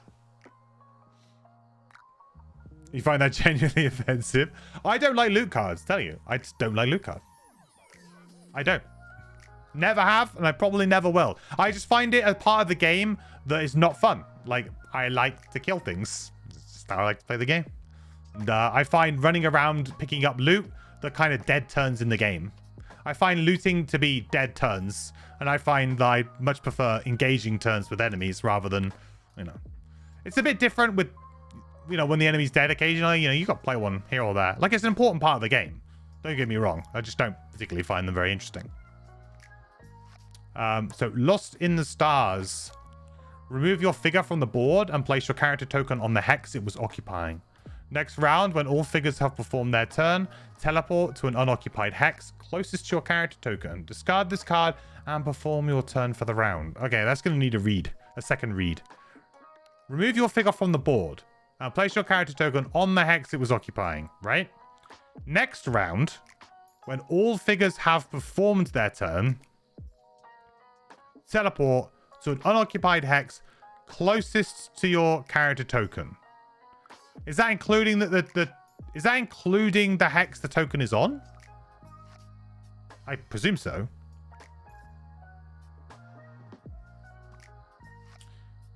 Just disappear for a round?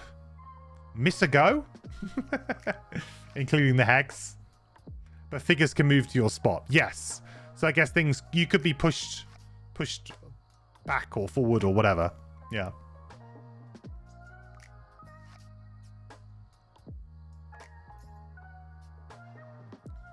Kind of... This is very unique. But you're right, it is like pseudo invisibility. It's invisibility, but removing your board presence so that you can't, you know, open a door and kind of do some of the cheesy invisibility things that invisibility is renowned for, right? It is doing it, but it's very, very selfish. It's very selfish.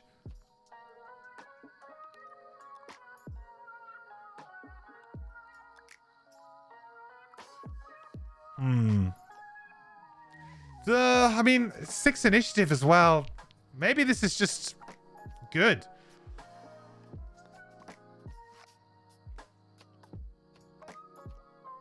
Honestly, it's more powerful than visibility outside of pure cheese. Yeah, I suppose it is. Because it guarantees that you will go last as well. Like, that's the thing. Sometimes, right, you go early, you go invisible. Then on the next turn, you want to go late. That's not always going to be, like, the case. This means that you could play, essentially, 2 early initiative cards next turn, but you would still guarantee going late. So it's like you're getting, you know, pseudo initiative boots, but you're getting, like, the best initiative boots ever. Right? Because you know you're going last. You can get behind the enemies really quick.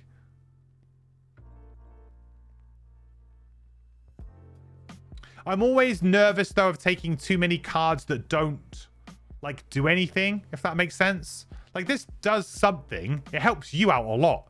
But it doesn't, you know, it doesn't attack anything or whatever. And it's a top action. Like, that's a premium slot. That is the most premium slot on the card. It's very strong, though. And on 6 initiative, who's beating you on that? There's very few enemies that can go before 6.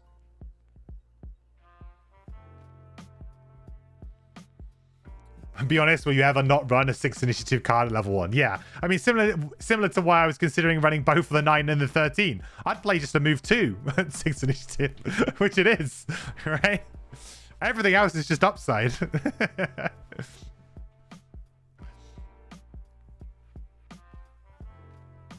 You wouldn't know that in the previous round when you played this. No getting stuck, still getting hit by annoying late initiatives from deep terrors, living corpses, etc. that you can't go after. Exactly. I think that's actually really powerful. Just guaranteeing that you go last next round. Because like some of the things you would use invisibility for, right? You'd open a door and then maybe you would go like long rest. That would be the other kind of the trick, right? Go and then long rest. And I'm definitely going last. This allows you to actually play whatever cards you want without any initiative concerns. Like none. Like I don't have to worry about, you know, playing my 2 best cards, but they're both early initiatives. So, I'm going to be hit by something.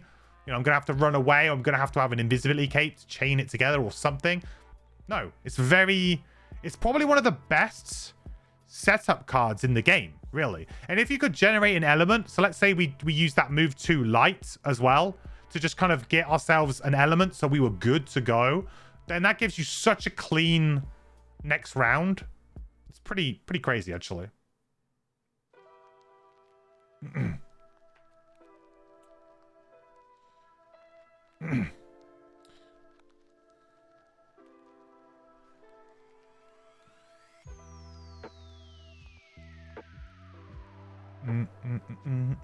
Oh, sorry. Sorry, Pelican, I've been missing your messages.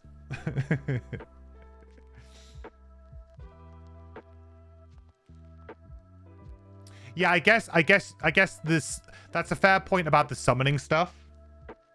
That actually it doesn't allow you to stop a summon, but I think that's quite small. You've only got 1 stun yourself too, so it's not like, well, I guess maybe that stun would be quite useful. I don't know. All right, well, good. Very good. On to level 2 cards. Right. Definitely playable. Going to be playing it. This character's got a lot of it's got a lot of good cards at level 1 to pick from. I think there's getting down to those 10 cards is going to be tricky. I don't think you want too many of these, but all those X cards were usable in different ways, so it's interesting. Maybe this might be one of the only characters that actually uses like all or most of their X cards, because a lot of characters maybe use 1, or at least from traditional Gloomhaven. I end up using at least 2. Right, level 2. Defying Gravity. Attack 2, range 4, pull 2. Not bad, quite like that. Heal X self, where X is equal to the number of hexes pulled by the attack ability.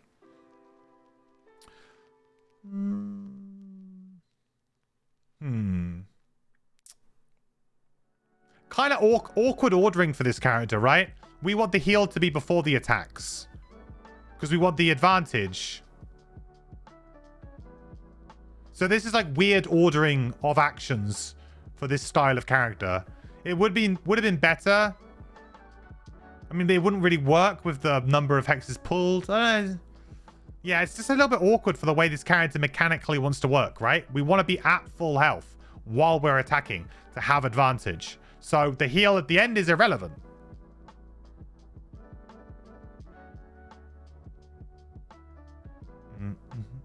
So my first thoughts about this is that it's not a bad ability,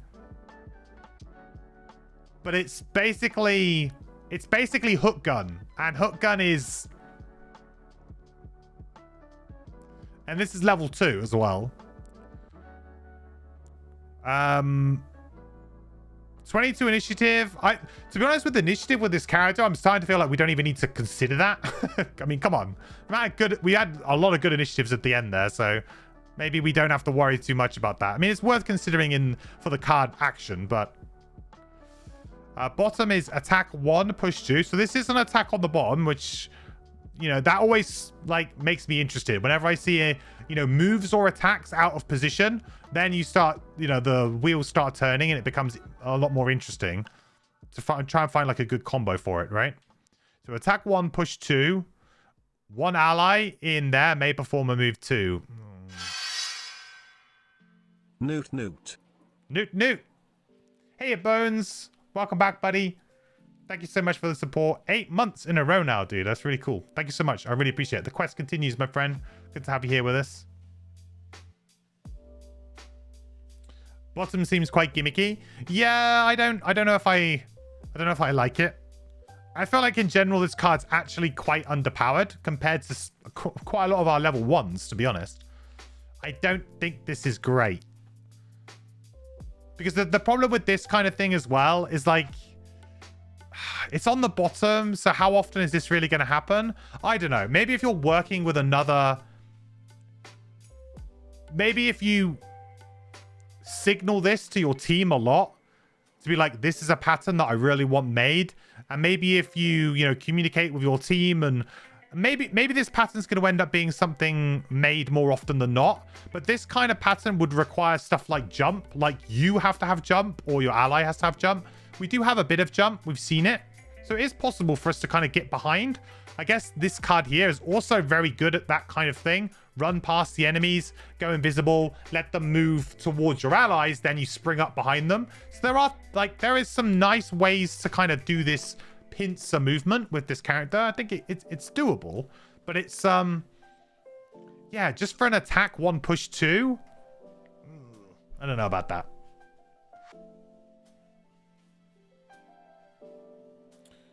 Yeah, I so far I'm not impressed with this one. Proportional exchange. Attack 4, range 3, target 3. Thank you very much. Target enemies must be at full health. Oof. 2 XP and a burn. Ooh. That is such a good attack, though. 12 advantaged. Like, attack 12, an advantage, essentially, right? 4 against 3. 3 advantaged attacks. Ooh. That's good. It's really good. Door opener? Yeah, I can see that. A really good door opener. Spicy. Did we skip the bottom of the previous card? Did we? What, number 6? Oh, we did. Sorry, we did. Move 6. Jump. Add plus to move you up full health. Invisible and stun. Target 1 adjacent enemy. Don't like it. Moving on. Now that's a lot of damage. It's a big move with some added upside. It's okay. But it's... yeah. Probably not great.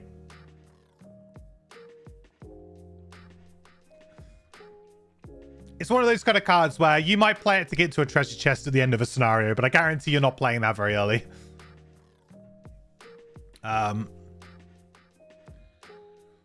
Okay, so... I mean, this has to be a burn. It's such a good attack, it has to be a burn. It really does. Everyone's saying door opener card as well. And 84 initiative is not a good initiative to open a door on, so I guess we'll be going early.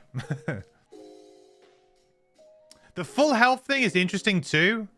I can imagine that in certain parties that might be a little bit annoying.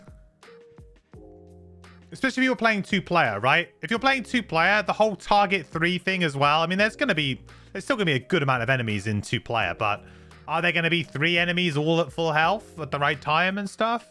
But maybe it could be easier to coordinate with your friend to make sure they're at full health and you can kind of do this. It's interesting. I think it's a very, very strong attack.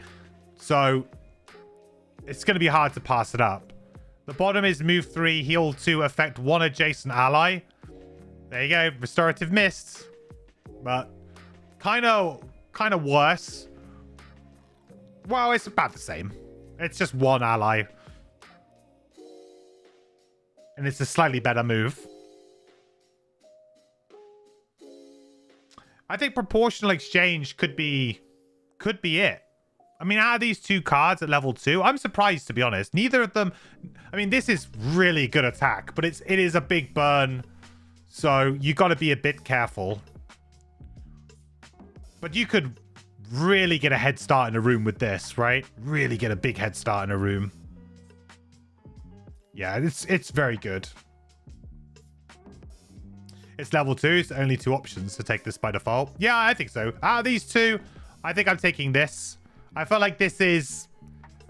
It's kind of like a lot of what we've already been doing, but it's just, I don't know. It doesn't add anything new to the mix. You know what I mean? Whereas this actually does, because now we have a big AoE. Like, most of our other attacks they've been good, but we haven't been, like, really impactful. You know, I'm an unstable upheaval and flurry of axes kind of guy. And this card, although not as good as those, is kind of like a mini one. And yeah, I feel like that's kind of worth it, right? So I like to have a big flashy burn that when, you know, things are looking maybe a bit bad, or we want to have like a really good impact turn. You want that big impact turn where everything kind of like it swivels, right? That the scenario just kind of swivels for you. And this card has the potential to do that. Like, it just gives you such a big tempo advantage by, you know, if you get lucky, right, you could do 8 damage. If you get some blesses in there, we know that there's some ways to potentially enhance bless. We could get some times 2 flips here. You could one-shot, you know, some low health enemies. The full health thing does make that harder, right? Much harder, because you'd have to be against certain types of enemy, and maybe use a piercing bow. Maybe this character now needs a piercing bow because of this card. I don't know. I wasn't thinking that before, but this card certainly leans me towards deleting living spirits. So interesting. But yeah, this is definitely the pick out of these two. I think I'll take the big flashy fun card, please, rather than the kind of slightly grindy, kind of more of the same type card. Absorbing Light. Attack 3, heal X self, where X is equal to the damage dealt by the attack ability. Right, so I think we're starting to see maybe a slight problem, which is the fact that there's just so much healing on this character that, like, I think is it said as well that there's a lot of healing on this character, and it's not hard to maybe just avoid damage anyway if you're playing a kind of more of a ranged character. This is a melee attack, so maybe you're going to be in there a bit more. But the way the character plays is it feels like it plays behind, right? And all of the patterns, apart from the couple of pincer ones we've seen, but quite a few of the patterns have been like, you are behind, and your allies are tanking for you or being the main focus. So do we really need this amount of heal all the time? Like, do we need every other card to have heal printed on it? I'm not sure, right? This is by far your biggest complaint. The class just reaches full health without trying and has healing attached to everything anyway. So even when you take damage, you immediately are full again. Yeah. It doesn't seem to be like that kind of risk reward. It just feels like you're always going to be at full health. Or if you're not at full health, you're not going to be far away. Like, you know, it's not going to be too difficult for you to maybe play a few other cards to kind of get yourself to that in one turn. Like, you're never going to be more than 1 or 2 turns away from full health.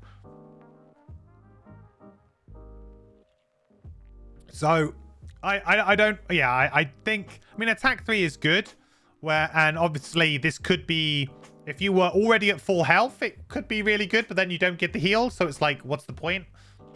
I don't like this card, to be honest. It seems like it could be quite good if you were to flip, like, obviously if you flip ×2 or +2, but if you're low, it's just like it's a very random effect. Because this could be, you're not going to get the advantage if you're below max health. So then you could probably, I mean, you might flip your ×2, right? But then you're just basically at the luck of the card. So if you're really low and you're trying to gain a big amount of health in one hit, what if you drew your -2 or your miss? It just becomes a really bad effect. Like you're kind of doubling down on it in a way. I don't know. If it was purely melee, the full health thing would be a much more interesting puzzle. The class in general, yeah. Yeah, I'm not a huge fan of this. I just... Maybe if this was attack 4, and then maybe this was like nerfed a little bit. Maybe it wasn't quite as much heal. But if this was like a melee attack 4, then it's kind of at that point where it's on the standard melee attack kind of range. Like, of acceptable, like, I would play that. Obviously, attack 4 with advantage, maybe that could get a bit too much. Maybe, you know, attacking for 8, but I don't know. But it just feels like then it's the values just don't add up, and I don't think it works very well with the general theme, right? I wasn't a big Brightspark fan. No, not particularly. I don't think it was a bad class. I thought it was, you know, fairly straightforward. I just, in the same way that I feel like this character is also starting to develop in that respect, where it's just too much of something, right? And I felt with the Bright Spark, there was just too much of the element consumer stuff. Like the element stuff was just everywhere.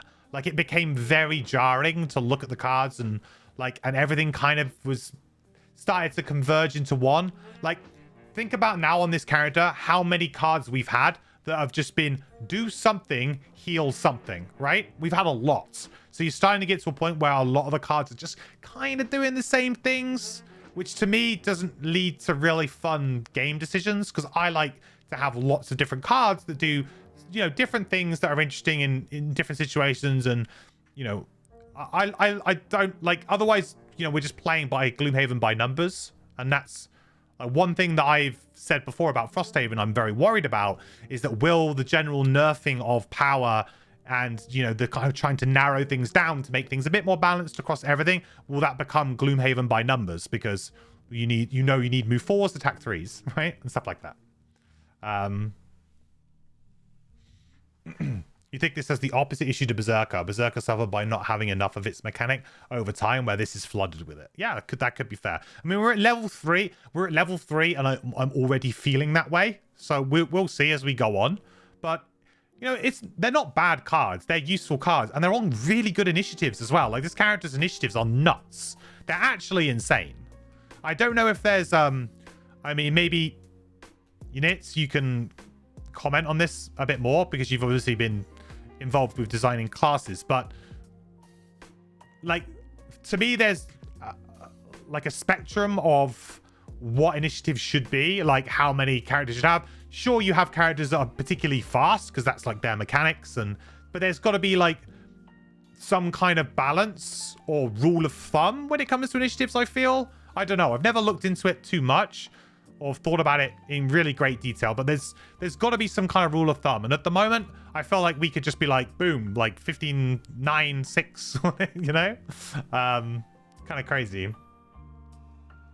They're BG613s. We'll see if you like his other characters. I guess this is reworked by him. I mean, there's nothing, to be clear, there's nothing wrong with like the way that the characters are designed. Like they're functional, they're good, they're fun, they're balanced. Everything is working as a character should. It's just that there's that point of like, would I find this one particularly difficult, interesting, exciting to play? I felt like at level 1 I was feeling that way, but now we've had the level 2s so far were not. I guess this was kind of exciting. Well, maybe I should save comment until we get a bit further on, because maybe things will change. But I do start to feel like this heal self thing implies that we're going to be taking a lot of damage, but yet we haven't seen anything that like self damages us or a risk reward type thing where we would need to constantly play this. It's almost as if like, would it be cool if the character had like a permanent wound effect on them in some way? That also you had to manage, right? Kind of like Blood Pact. Like Blood Pact ticks you down for 1 point of damage every turn. Like how would this character actually deal with that kind of situation? Like maybe that, I mean, that would probably be a bit harsh because if it happened at the end of your turn, maybe? I don't know. Maybe there's something you could do there. I don't know. But you know what I mean? So the bottom is move 4, add jump, and generate light if you're at full health. Okay, well, you pick this card. Right, this card's now automatically been picked. I don't care what the other card is. It will not be better than this. There's no way that this other card is going to be better than this. I refuse to believe it. Shooting stars. Attack 3, pierce 2, heal 2, affect 1 ally in that space. This is an interesting pattern, though. PS2's good. With advantage as well. So this will be good for killing like forest imps and things like that.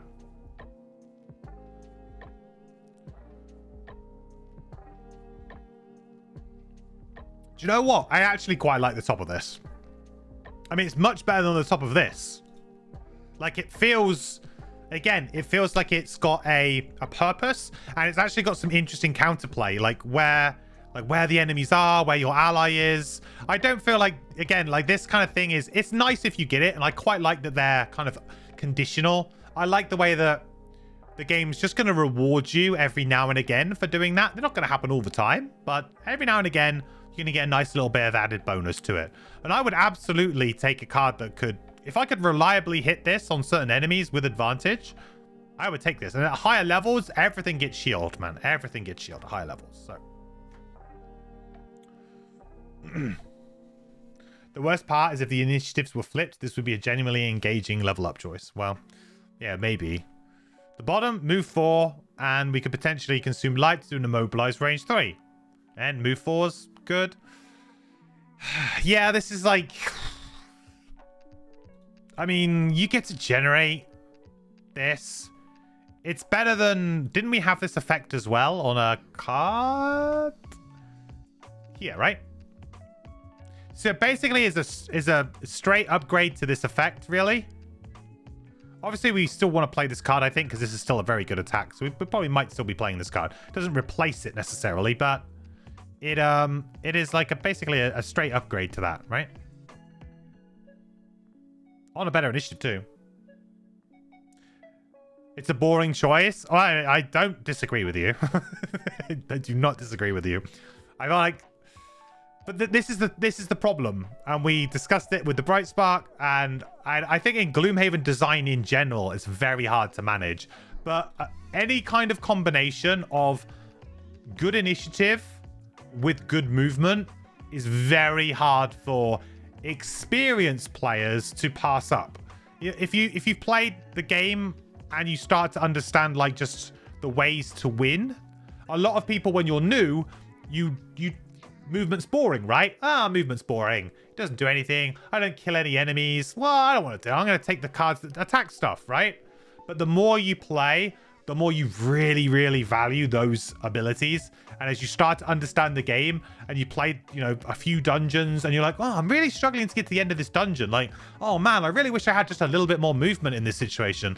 Oh, wow. Like, I'm just coming up short, right? And then that's when, like, you start to kind of really appreciate that, and you understand such an important role movement plays in the game in general, that you start to like, I get very sucked into this kind of card, and I know that it's just good, right?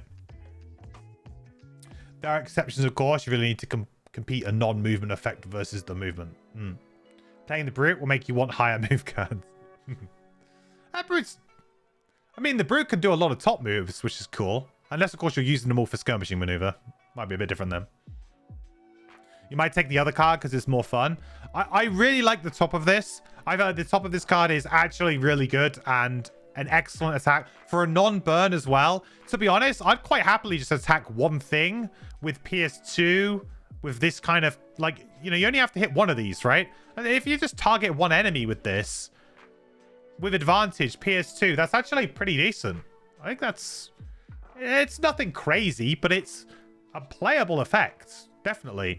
And as you level up, the value of this will still keep it relevant. You know, this PS2 will keep this card relevant. It's just a shame that it's, you know, oh, man, it's against the card that's just got it's such an incredible bottom ability that it's very difficult for players to not want this. Although what's interesting is that how much light do we actually need? I haven't worked that out yet. There's probably some kind of balancing act there where you maybe don't need so much. But we'll see. Equinox, level 4, attack 3. Consume light +1 attack. This is kind of... What? This is kind of weird. It's... Your ally in the middle and you're swirling it around them. So this could just be a pincer, right? A straight pincer would also be fine. So you could just ignore this and just be like, that's upside, right? That could just be upside. So this could just be a melee attack for maybe Bless. Could just be an attack for maybe Bless. Again, kind of boring, but I feel like the potential to maybe make it a bit better could be interesting.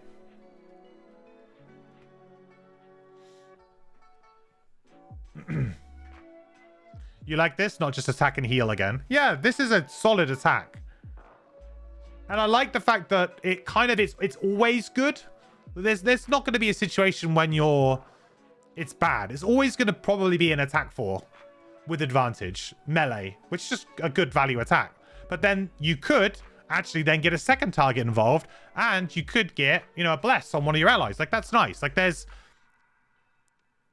getting the full value of this card probably won't happen that often, but when it does, it's going to feel really, really good. It's going to feel like awesome. You're going to be like, yes, nailed an Equinox, you know? Melee attack at range 3. True, you could also just ignore this guy and I guess go for this one too, right?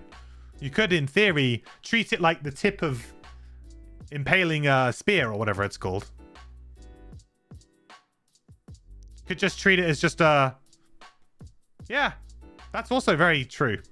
I like this. I love the fact that there's multiple ways to actually kind of make this attack work, and you can get added benefits from it. If you play really well and get it all set up and the stars align, get it? Then it could be awesome. And it'll feel really good, really powerful, like a really good turn.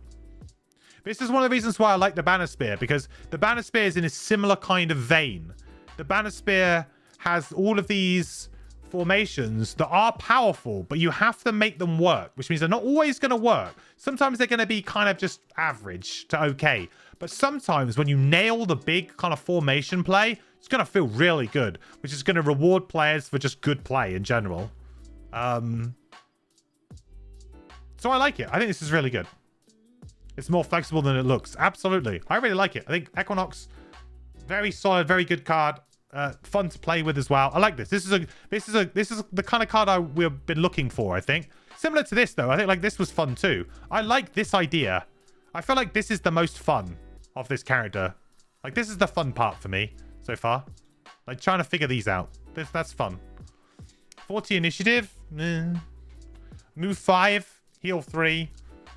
Self. If you are at full health, generate light and perform an attack 3. 2 XP. I guess this is another one of those kind of like late game burns to try and finish off a boss or go get a bit of loot. Then maybe because you generated light, give yourself another good turn next turn. Or yeah, I mean, I felt like that's what it is, right?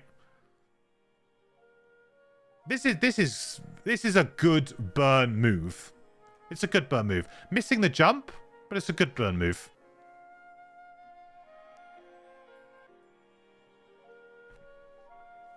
The yellow hexes get more enjoyable when there are more potential positions that are usable. Yes. It's a slightly better version of Mind Thief's best level 1 loss. What the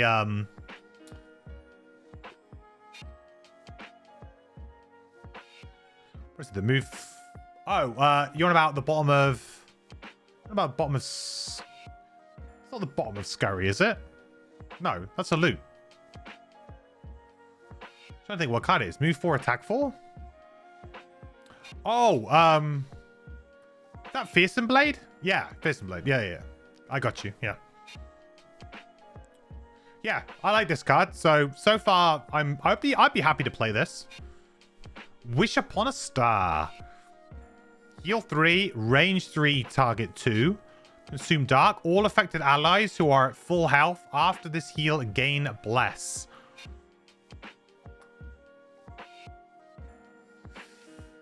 Ooh. Interesting word usage there. All affected allies gain Bless. So this is a very pure support card. I was kind of excited that potentially we could bless ourselves here, but we can't. We can heal ourselves, but we ain't going to get the bless. It kind of sucks. But it's a very good support card. If you want to talk about like heal support cards, it's very good. Except for maybe its position on the card being on the top. Right? But yeah, it's very good. You need both to end full health, which is quite a tall ask. I suppose it is if you've been playing the game running around at full health, not taking any damage, and you've just got, you know, maybe a 1 or 2 other allies that are your tanks or your frontliners that are kind of doing that damage soak for you. Yes, being at full health might be hard. Might be hard.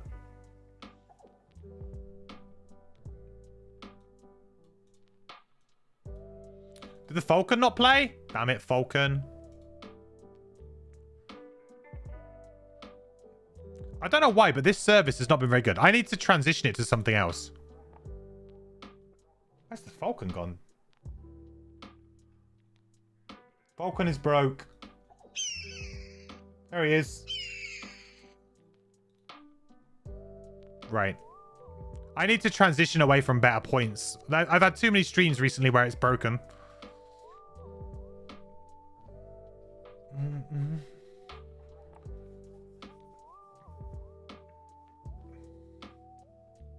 Don't necessarily need the allies to be damaged to perform the heal, though. No, you could always... This could always just read, like... You could play this on the first turn, right? As long as there's Dark there and to get the bless. It's just quite unlikely. I don't think that's a particularly efficient card to play. I mean, there's a few people who do have cards like that that are pretty good.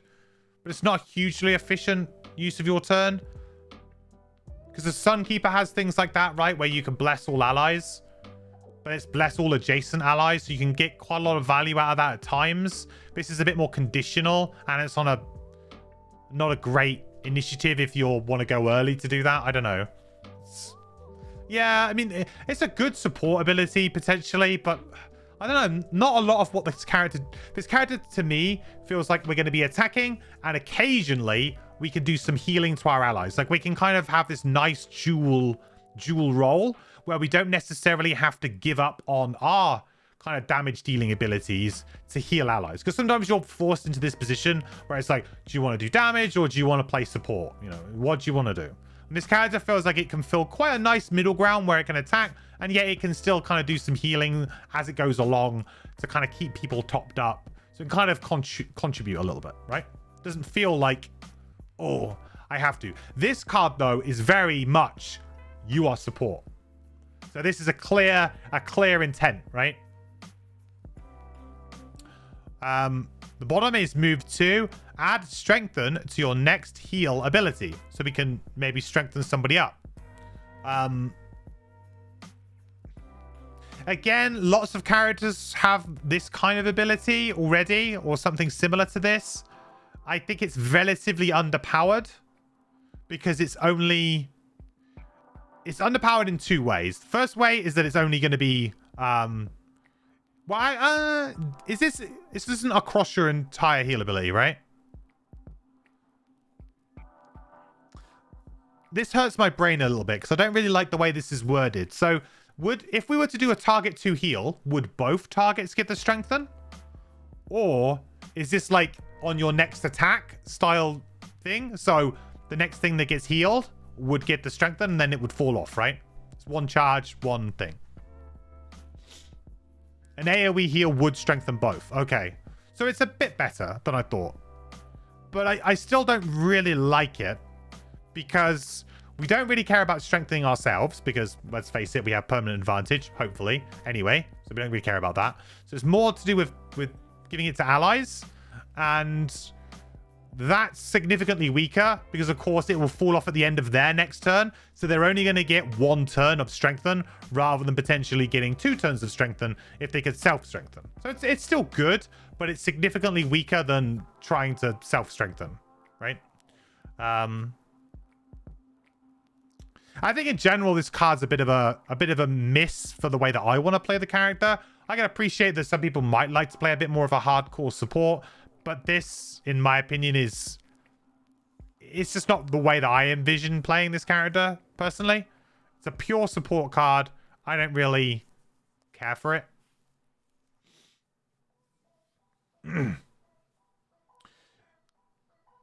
If there is no divided dots, that is 1 ability. If there are divided, this is 2 abilities.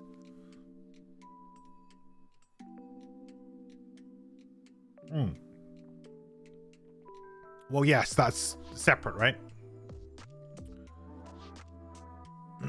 Looks like Rumor's the favorite so far. Well, yeah, I mean, I felt like... Well, the thing is with Rumor as well is that I think that the mechanics play into what I generally like. That's the other thing, right? Not every character needs to be, you know, exciting for everybody. You know, I don't like triangles. I go on record to say that all the time. don't like triangles. I feel like I have to put so much work into playing that character, and then you get to level 7 and the character becomes spam one card. I dislike it. I don't like it. So it's just, but other people are like, I love triangles. It's great. I love the interplay between making the elements and using them. Some people really, really like it.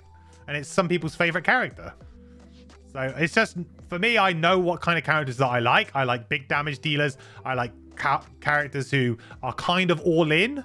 I like that risk reward play of taking those risks. I enjoy it.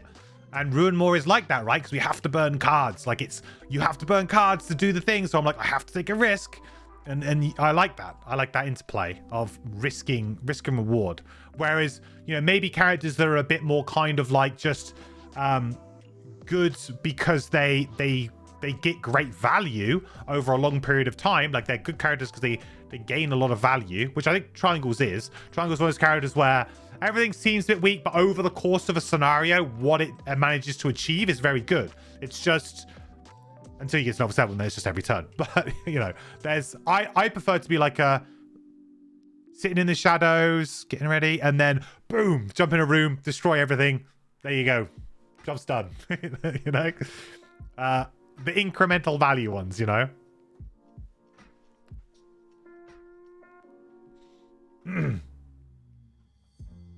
Triangles always makes its way into the discussion somehow.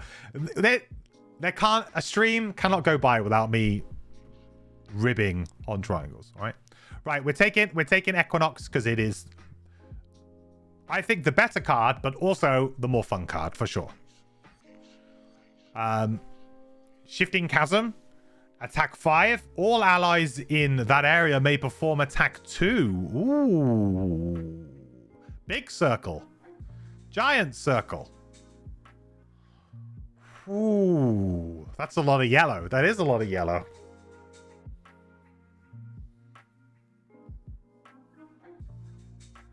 What do we feel about this one, chat? I like this. I like the idea of this.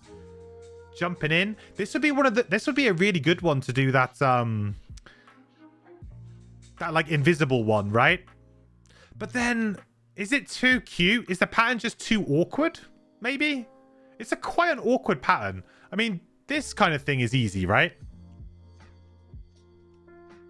Like this shouldn't be hard. Like I feel like there's parts of this that are easy to do, but to get the cool thing is probably pretty hard. But to get like just doing, you are doing an attack 2, you doing an attack 2, you doing an attack 2 on this is actually pretty easy. Surround especially a boss, you just surround it, right?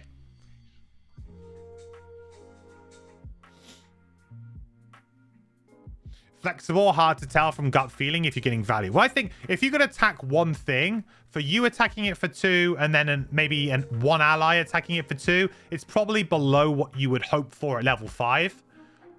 But maybe then if you bought a third figure into it, so it's attack 2, attack 2, attack 2, with certain characters that maybe have buffs or really good attack modifier decks, I can see that being, pretty interesting. And then if you manage to like attack something else as well, so maybe you get 2 enemies, maybe then things start to improve a little bit more. It's interesting. I like it. I think it's fun. It's a different way to approach the game. Again, it's another slightly different pattern. It's quite a flexible pattern as well. Except for the fact you need to be in the middle if you want to do the big thing. Like that's kind of like, when are you going to find a situation when this is perfectly set up like this? Probably not.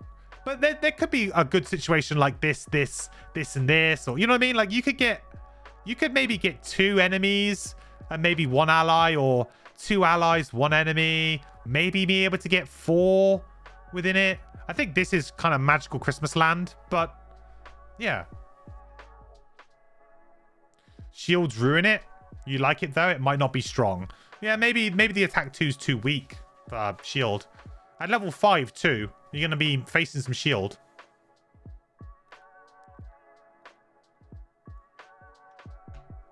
This is Magical Christmas Land, the action. Yeah, it's one of those cards where, you could probably talk yourself into trying to make this happen. You could be like, oh, it's going to happen, guys. It's going to happen. But will it really ever happen? I don't know.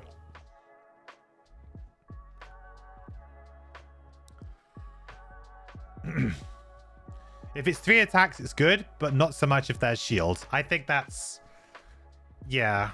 Maybe at level 5 as well, there's just too much. Shield is too prevalent at level 5. You know, just basic things have shield now. Like living bones are going to be shielding up. You're going to have guards with shield. Even archers are going to have shield at this point in time. So it does diminish quite a bit because of that. But I really like the idea behind the card. I think the card is fun and cool. But maybe it's just a little bit too late in our progression. Maybe this would have been a good card to have a few levels earlier.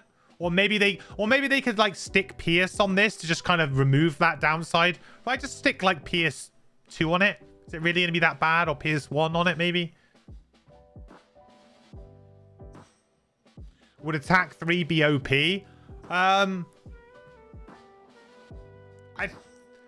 Well, the thing is that you need to start taking advantage into account as well. So I imagine that some of the reasoning behind why this is attack 2 is because of advantage, right? If you have advantage and you're attacking for 3 and you've managed to kind of bless yourself, and at this point in time, you've probably got a lot of items. Maybe you have enhanced that. You're probably pretty good at that kind of thing. Maybe if you're attacking reliably for like 5 or 6 because you're flipping +2s, times 2s, maybe the attack 3 is a little bit too high.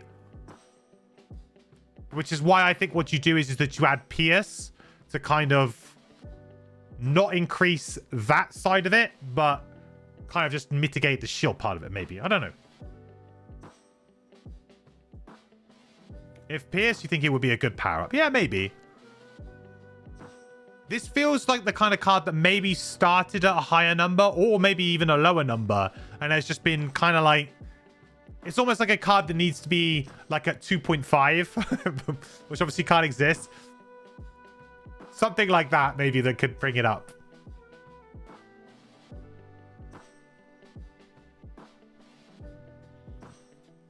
$2.5 does exist. It's called PS1. Is that really? Is that what people... Is that the general maths? Is that what people kind of... Does Pierce basically equate... Does one level of Pierce equate to 0.5 damage in general? Is that generally like... Is that generally the way that it's kind of considered when you're designing characters?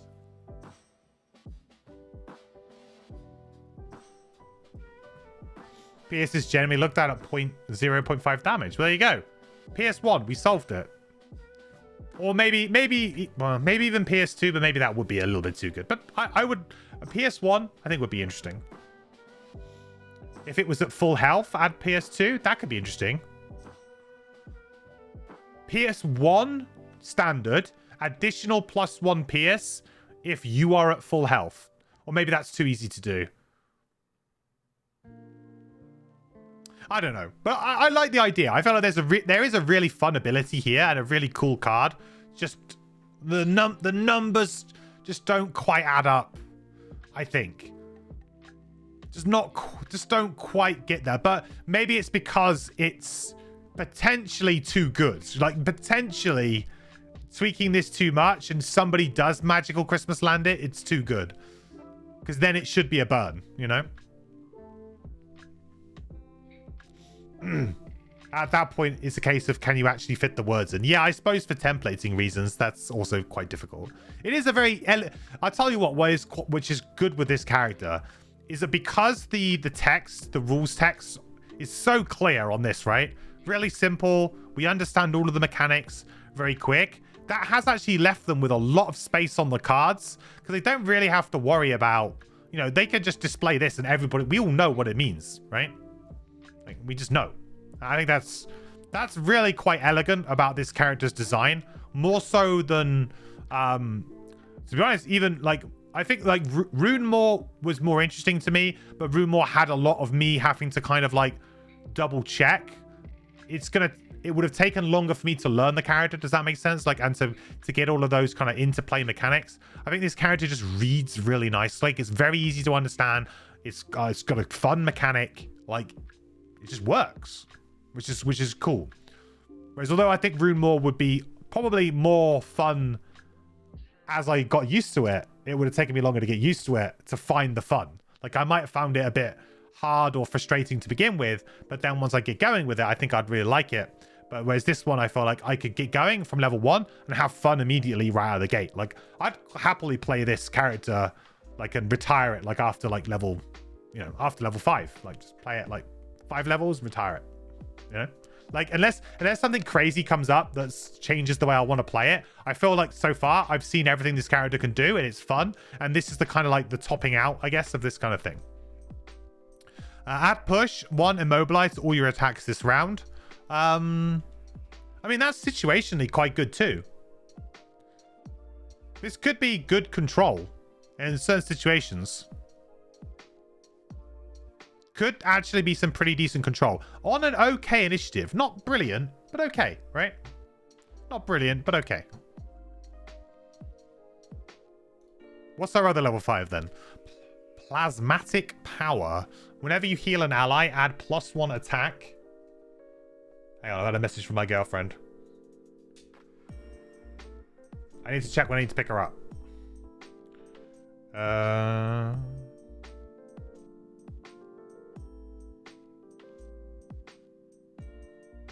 Alright, we're gonna have to hurry up. I got about 20 minutes. Right. 25 minutes. Okay.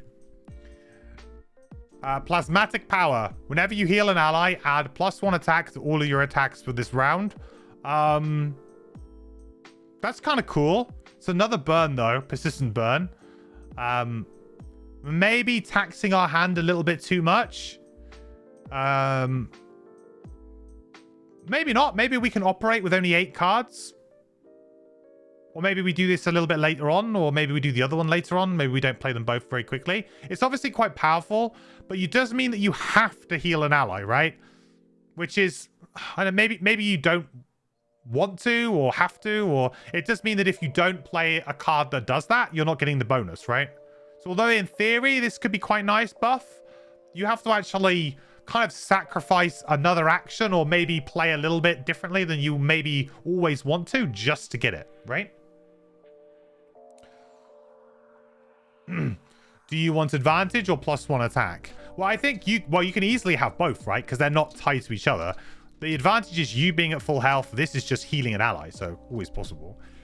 10 initiative, very good. Move 3, add +1 attack to all your attacks this round if you're at full health. Okay, we take this card. Okay. There it is. I guess we... That's the real power level there. Level 5. There it is. Move 3, +1 attack to all your attacks this round if you're at full health. I mean, that's just ridiculously good. What would be interesting is if this didn't have move, then it would be like, ooh, maybe not so good. But the move 3 means you can set it up and still get the bonus, be able to hit what you want. You're going to have advantage as well because you are at full health. So you're going to have the advantage and the +1 attack. I actually dislike this top now because this basically kind of achieves this. I mean, this could in theory give you +1 attack, obviously over multiple rounds of play, but you have to give up your heals and stuff, right? This could give you the +1 several times in a round, or several times in a rest cycle. But this, you could only play once per rest cycle. I guess you could, you know, stamina potion it back or whatever, but really reliable, really easy to do, and it's got a move tacked onto it. Easy. The top has a massive payoff, but it's inconsistent. Yeah, I think that's a good way of summing that up. Right, so at level 5, we're taking this card. It's a shame because I feel like this is really fun, but this is so good. Like, this is insane. This is, you know, not Mind's Weakness level, of course, because Mind's Weakness is much easier to do, but imagine like a ranged Mind's Weakness almost that's not that hard for you to do. Only 1 round, but we can... This is huge payoff. Advantage plus attack. Huge payoff. The bottom is amazing, definitely. The bottom of that card is just insane. Absolute magnitude. Attack 6, push 3. You may swap positions with the target of the attack. If you do, gain 1. I quite like that. Attack 4, push 3. You may... That's kind of cool. Unique. Interesting. Certainly gives you some potential to set up some strange, like, patterns and things, right? Free move, yeah. If anything, it's just a free move. Plus, like, if you have an enemy, right, and it's the enemy is between you and the door, you could always, like, push them towards the door, then swap out, and then you're, like, door side, and now they're, like, room side.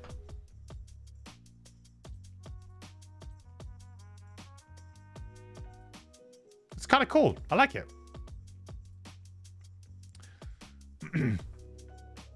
Plus the whole trap thing, if you can land it. Yeah, push them into a trap, then swap them after they've triggered the trap.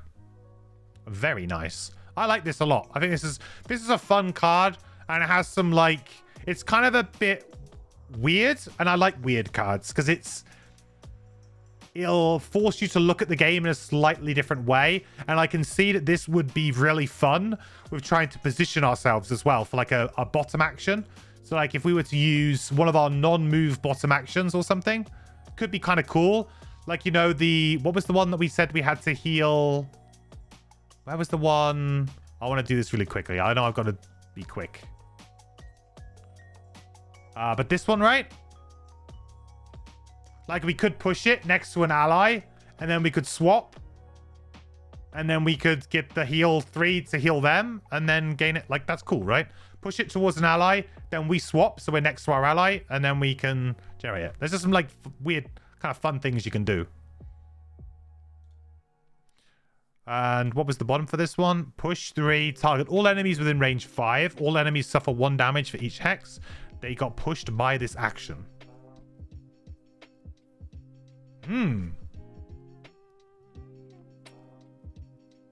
So this has quite a lot of potential upside, right? This could do a really good amount of damage if you can get the max push 3 with 3, 4, 5 different enemies. Works really well with that weird teleport thing, I guess, as well. So let's say we could push 3 on 4 enemies. That's 12 damage right there. Might be a little bit hard to do that. Obviously, this is going to play really well in some big tile scenarios. Not so well in small corridor style scenarios. It might be a bit difficult to get that full push value. I think it's pretty good. 3 true damage to multiple targets. Yeah, for sure. 3 damage to all with range 5 if maxed out. Yeah, if you can get 4 things with this, I think you're really happy. Really happy about that. And I quite like it because it's situational. Like, it's the kind of ability where I would quite happily play this for the whole scenario, just attacking things and just having fun. You know, 20 initiative. Also, good initiative, just doing that. And then as the board state kind of changes, maybe you kind of spot a really good opportunity. And, you know, you look down in your hand and you got this and you're like, let's try and get it to work. And I like the idea that you can kind of try and figure that out. Good. I like it. I think this is a good card. Was that our... that was level 6, right? First level 6. So Blue Moon. Attack 4. Heal 4. Affect 1 ally in this. And that's with you in the front and them behind you. Consume light to make dark. I don't know if I like that. I don't really see how this is much better than the heal 2s. If the ally is behind you as well, that's a bit weird. That's not really where you want to be. I guess you could combo it directly after this. You know? Some way. But kind of a bit weird. You think it's a bit weird? It's a bit of a boring 6. Yeah. It's just a variation and a slight improvement on previous effects. But actually, maybe slightly awkwardly, depending on if you're, you know, playing ranged a lot. Oh no, the newt resets it. So I'm not a huge fan of that. I felt like this is pretty average. Plus, you're creating this element, and it feels like we want this most of the time, not this. Like I think we had like one okay use of it, right? We had that heal card used it, but we're probably not playing that anyway. I don't know. Yeah, bit weird. Move 4. I guess this gives us the range, right? That gives us the range on the target. Level 1 attack. 79. Move 4. Heal 5. Minus X. Where X? Heal 5. X. Is that minus X? So it's a heal 5 minus the number of hexes that we have moved. Okay, so there's like a downside to it. So we could heal 5, but also we could heal like only 1. All right, this is bad. I don't like this card at all. Bleh. Bleh. Bleh. Absolute Magnitude is the pick. Fun top. Interesting top. Good initiative. Really interesting, fun bottom as well. This is just kind of more of the same. And I don't mean to like rubbish on cards, but I want to need to move quickly now. So, but I feel like Absolute Magnitude seems to be like fun. This, I don't really rate this. It would have been good if it was 3 levels lower. Yeah, possibly. The amount of heal self, though, at this point is pretty nuts, right? But that 79 initiative, we should go back for that, right? Ionic Blast. Attack 3, consume light, immobilize. Heal 2, affect all allies in these space. 1 XP. Again, that's very similar to that poison card we had, right? So the poison card was the same pattern, but obviously it was no attacking, it was just poison. And it was like heal... No, it was remove all negative conditions from our allies. So, a little bit different. It is attack 3. I think this is decent. But I guess a little bit underwhelming for level 7. You know? It's nothing like crazy, like super exciting to write home about. But it's decent. If you can immobilize them and then your allies can maybe run away. 50 initiative though, ooh. Means you're going to have to pair this with something else. Not that you're going to struggle to do that, though. To be fair, if there's one character that I've seen so far that isn't going to struggle to pair a low initiative with any other initiative if they want it, it's probably this one, right? The biggest joke is that the top is best when the allies aren't even in the hexes. Yeah, because you will need them to then move away, right? Yeah, that is awkward. This feels like the kind of card that if you were playing... solo, and I'll say that about this character in general. Actually, I think in general this character, if you play it solo, I can see you having like with you controlling all of the characters, I can see you having a really good time with this kind of stuff, being able to make sure you get the value and plan all of your initiatives in the right order. I can see that being quite good. Attack 3, range 4, add +2 range if you're at full health. This is just a super good value attack.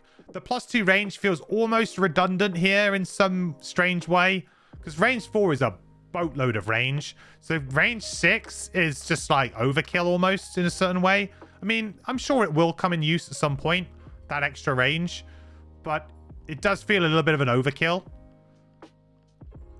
And obviously this character, double attack seems really good because you're going to have advantage. So the more you're going to attack, the more it's going to benefit you, right?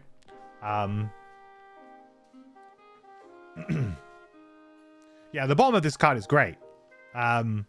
Any kind of attack that's on the bottom of a card, if it's a usable attack, and this is easily usable because it's range 4, like just flat, it's range 4. So it's going to be usable even without the +2 range buff, I would suggest.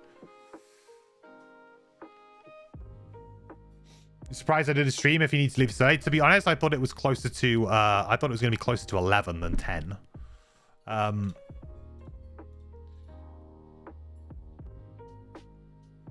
So yeah, I think this card for the bottom, I think you probably would take it just for the bottom here.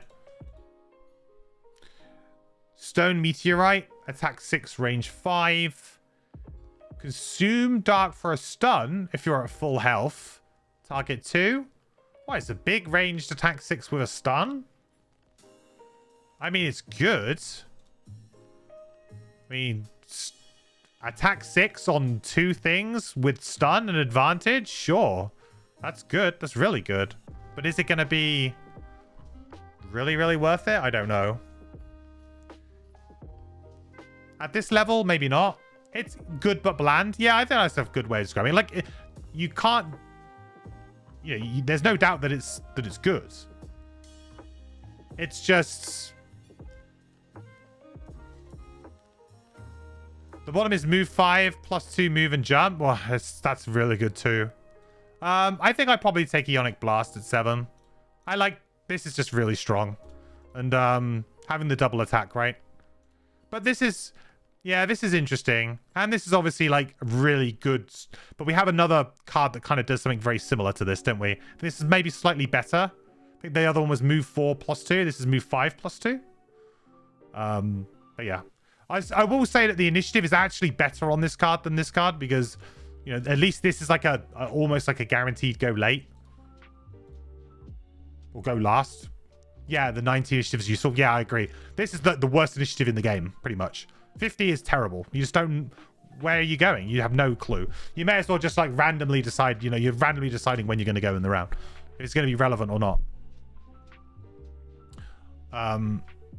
Celestial Maneuver. At the beginning of each of your turns, one ally may perform a move 2 XP.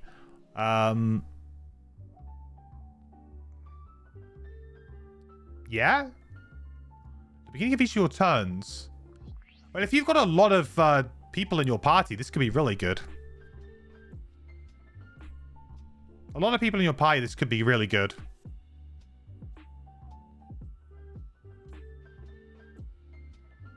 Because you want to like a mix. Kind of hard to play around. Another kind of solo type thing. I feel like if you're playing solo, this could be really good. Again, if you can plan this, in theory, you can get a lot of value from it.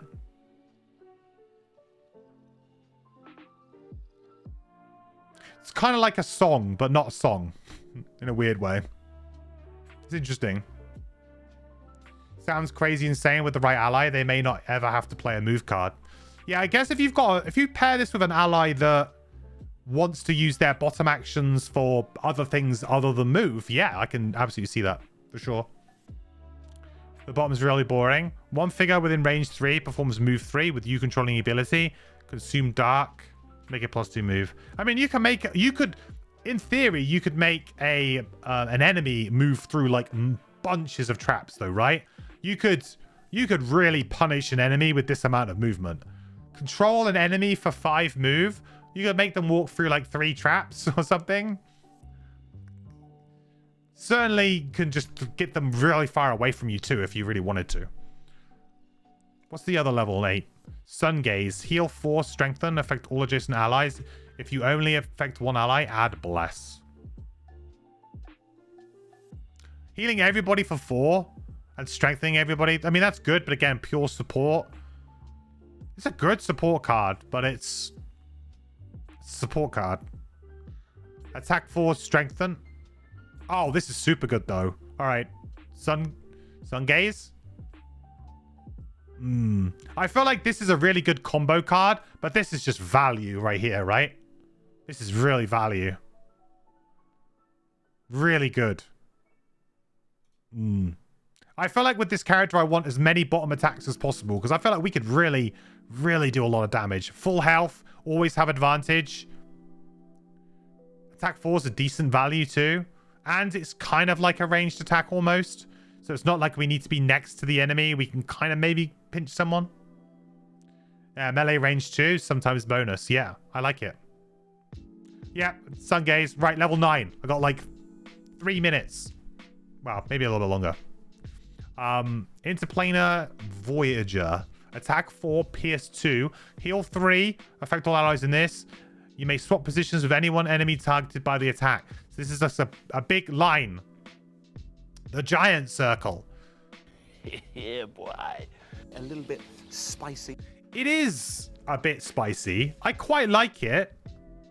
I think this is kind of like the last one we had. This one's probably a bit easier to hit. But the pattern again is very... You kind of have to get out of your head that you're trying to nail the whole pattern. Like, how often can we nail... How often can we get a pattern like this, maybe? Like, so if we were to cover up this half, ignore the back, can we get like just one front? maybe. In theory, very good. I think you can write off being in the middle of this, like getting 4 enemies with this. I mean, when's that ever happening? I am never seeing that happen. That's not happening. I guess with these move things, maybe we should have valued these a bit higher. Because you could essentially move them into this position, right? I'll tell you what would be interesting if this was instead of 1 figure, 2 figures, and then make it like move 2, maybe an additional +1 move. Then you could maybe set something up, maybe make it a bit more interesting. I guess that's the general idea with this. So you can make these, right? Any position looks weird. Yeah, I think it's because you need to maybe play the forced movements to get them into these positions.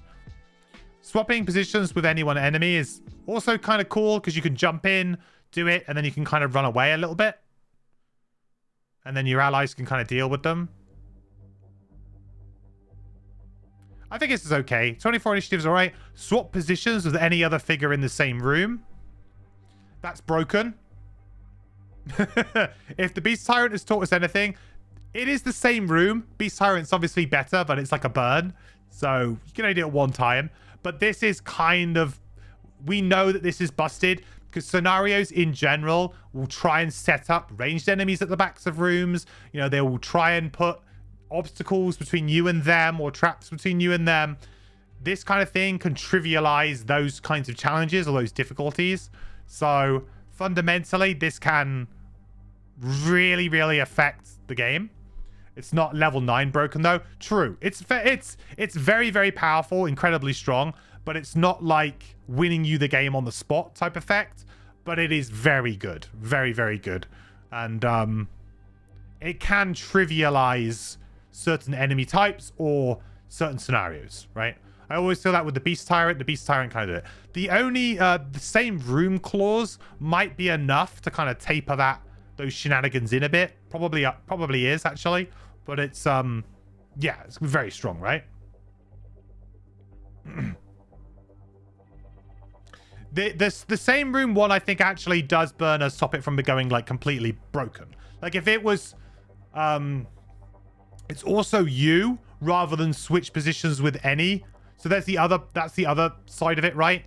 The Beast Tyrant could swap anybody. It was just swap any 2 figures, which also was a lot better because you can just do it. But it's specifically you. So you can't, like, get an ally into a position that they want to be in, or... So there is limits to it, which I think that might be enough. It's powerful, and maybe that's enough to make it more of a usable thing. It's an interesting level 9, though. Swap, open door, swap, repeat. Yeah, I suppose you could do that. Yeah, that would be quite strong.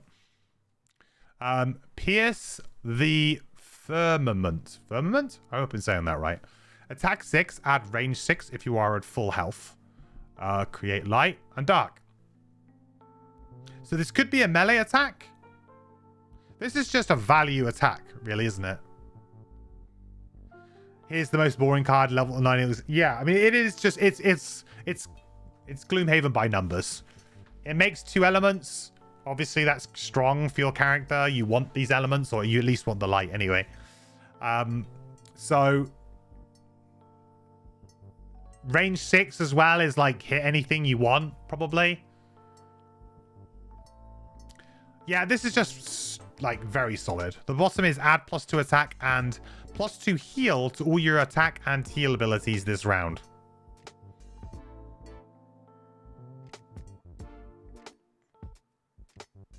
To your attack and heal. What? Right. This is worded weirdly, right? You know what I'm going to ask now. We're going to go all the way back. All the way back. I mean, actually, it's not an attack, right? I mean, I could see someone reading it this way.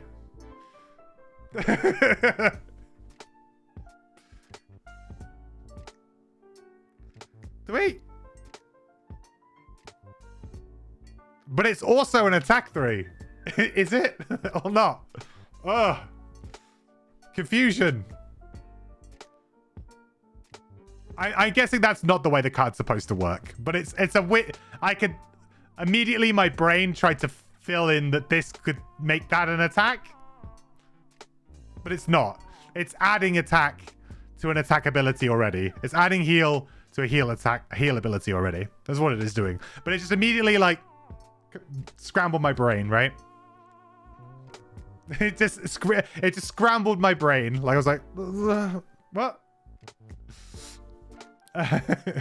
Boringly consistent. Yeah, I mean, if you wanted to talk about like value the card, I think this would probably be that card, right? Right. Well, comparatively, I feel like I would probably take. To be honest, we've already taken something that kind of does this, right? Early on, we did the +1 one, right? So if we've already got this, we've kind of already got that effect in a way. Yeah, it's better, but we've kind of already got that, right? So I think we would probably take this for fun. I don't see why you would go for this, because this is good value, and it's power level for like a level 9 attack. Absolutely. But it is just an attack. And this, we've already have this, and this is just kind of a bit bland, whereas this is fun. And I'm okay with that, by the way. I'm okay with there being, like, you know, Gloomhaven has many clear choices at level 9 sometimes. That's not the designer's fault. That happens quite often in the game. Poor designer. I hope you like his other characters. To be clear, I don't dislike this character at all. I feel like this character is actually really well done, and it's polished. It feels like a very polished character. I've got no criticism to like any of the mechanics, any of the values. Like there was that one card, right, where we said maybe we could add Pierce to it, and maybe it might have been a little bit better. Like that's really the only card where I looked at it and I was like, oh, there's just something like the numbers don't quite add up, or it doesn't quite, like for me, it just has a bit of an uneasy feel to it. Everything else has its place and it works well. So it's a well-designed character. Just the heal self stuff I think is a bit too much. That's all. So there's the Starslinger class, a character that doesn't have any really crazy complicated mechanics, just kind of a spin on what already exists in the game. Like nothing too kind of groundbreaking, but I like that. I like it when you get a mechanic and you kind of just like flesh it out a little bit more. You don't always need to add loads of like extra components to the game to make it interesting, right? You can just put a little twist on some existing things that are already there, and it's a very simple way to kind of implement it into the game. So yeah, although I'm not like a huge fan of this class, I think in general, I think thematically it's kind of like a win for me, and I feel like there's some really cool mechanics here that are pretty nice, and this character will end up being very powerful, it feels like, especially with all of the kind of full health stuff going on. It does feel possibly maybe a bit too powerful in places, but we'll see how it goes. And yeah, excited to maybe give this a go when I get my physical copy. A big thank you to my Patreon supporters over at patreon.com/ManageRequest who help support the channel and get early access to my videos. You guys are the MVPs. I really appreciate it. And a big special thank you to Mike Kira for the legendary support as well. Thanks, dude. As always, come over to twitch.tv/ManageRequest every Monday, Wednesday, and Sunday if you'd like to catch me streaming live, or if you'd like to maybe see me talk about these classes live. We will be firing up the Crimson Scales class reviews again going forwards in the future, so don't know exactly when, but they will be coming back to the channel, so keep your eyes peeled for more of those. Okay, then all that's left for me to say, as always, is thank you so much for watching. I will catch you in the next video. Bye. I think still, yeah. Oh, Scout that's the blessing from Jeff. Yeah. That's the blessing from. Isaac, at this point, can we get your approval to add an additional attack modifier deck for allies in the digital version?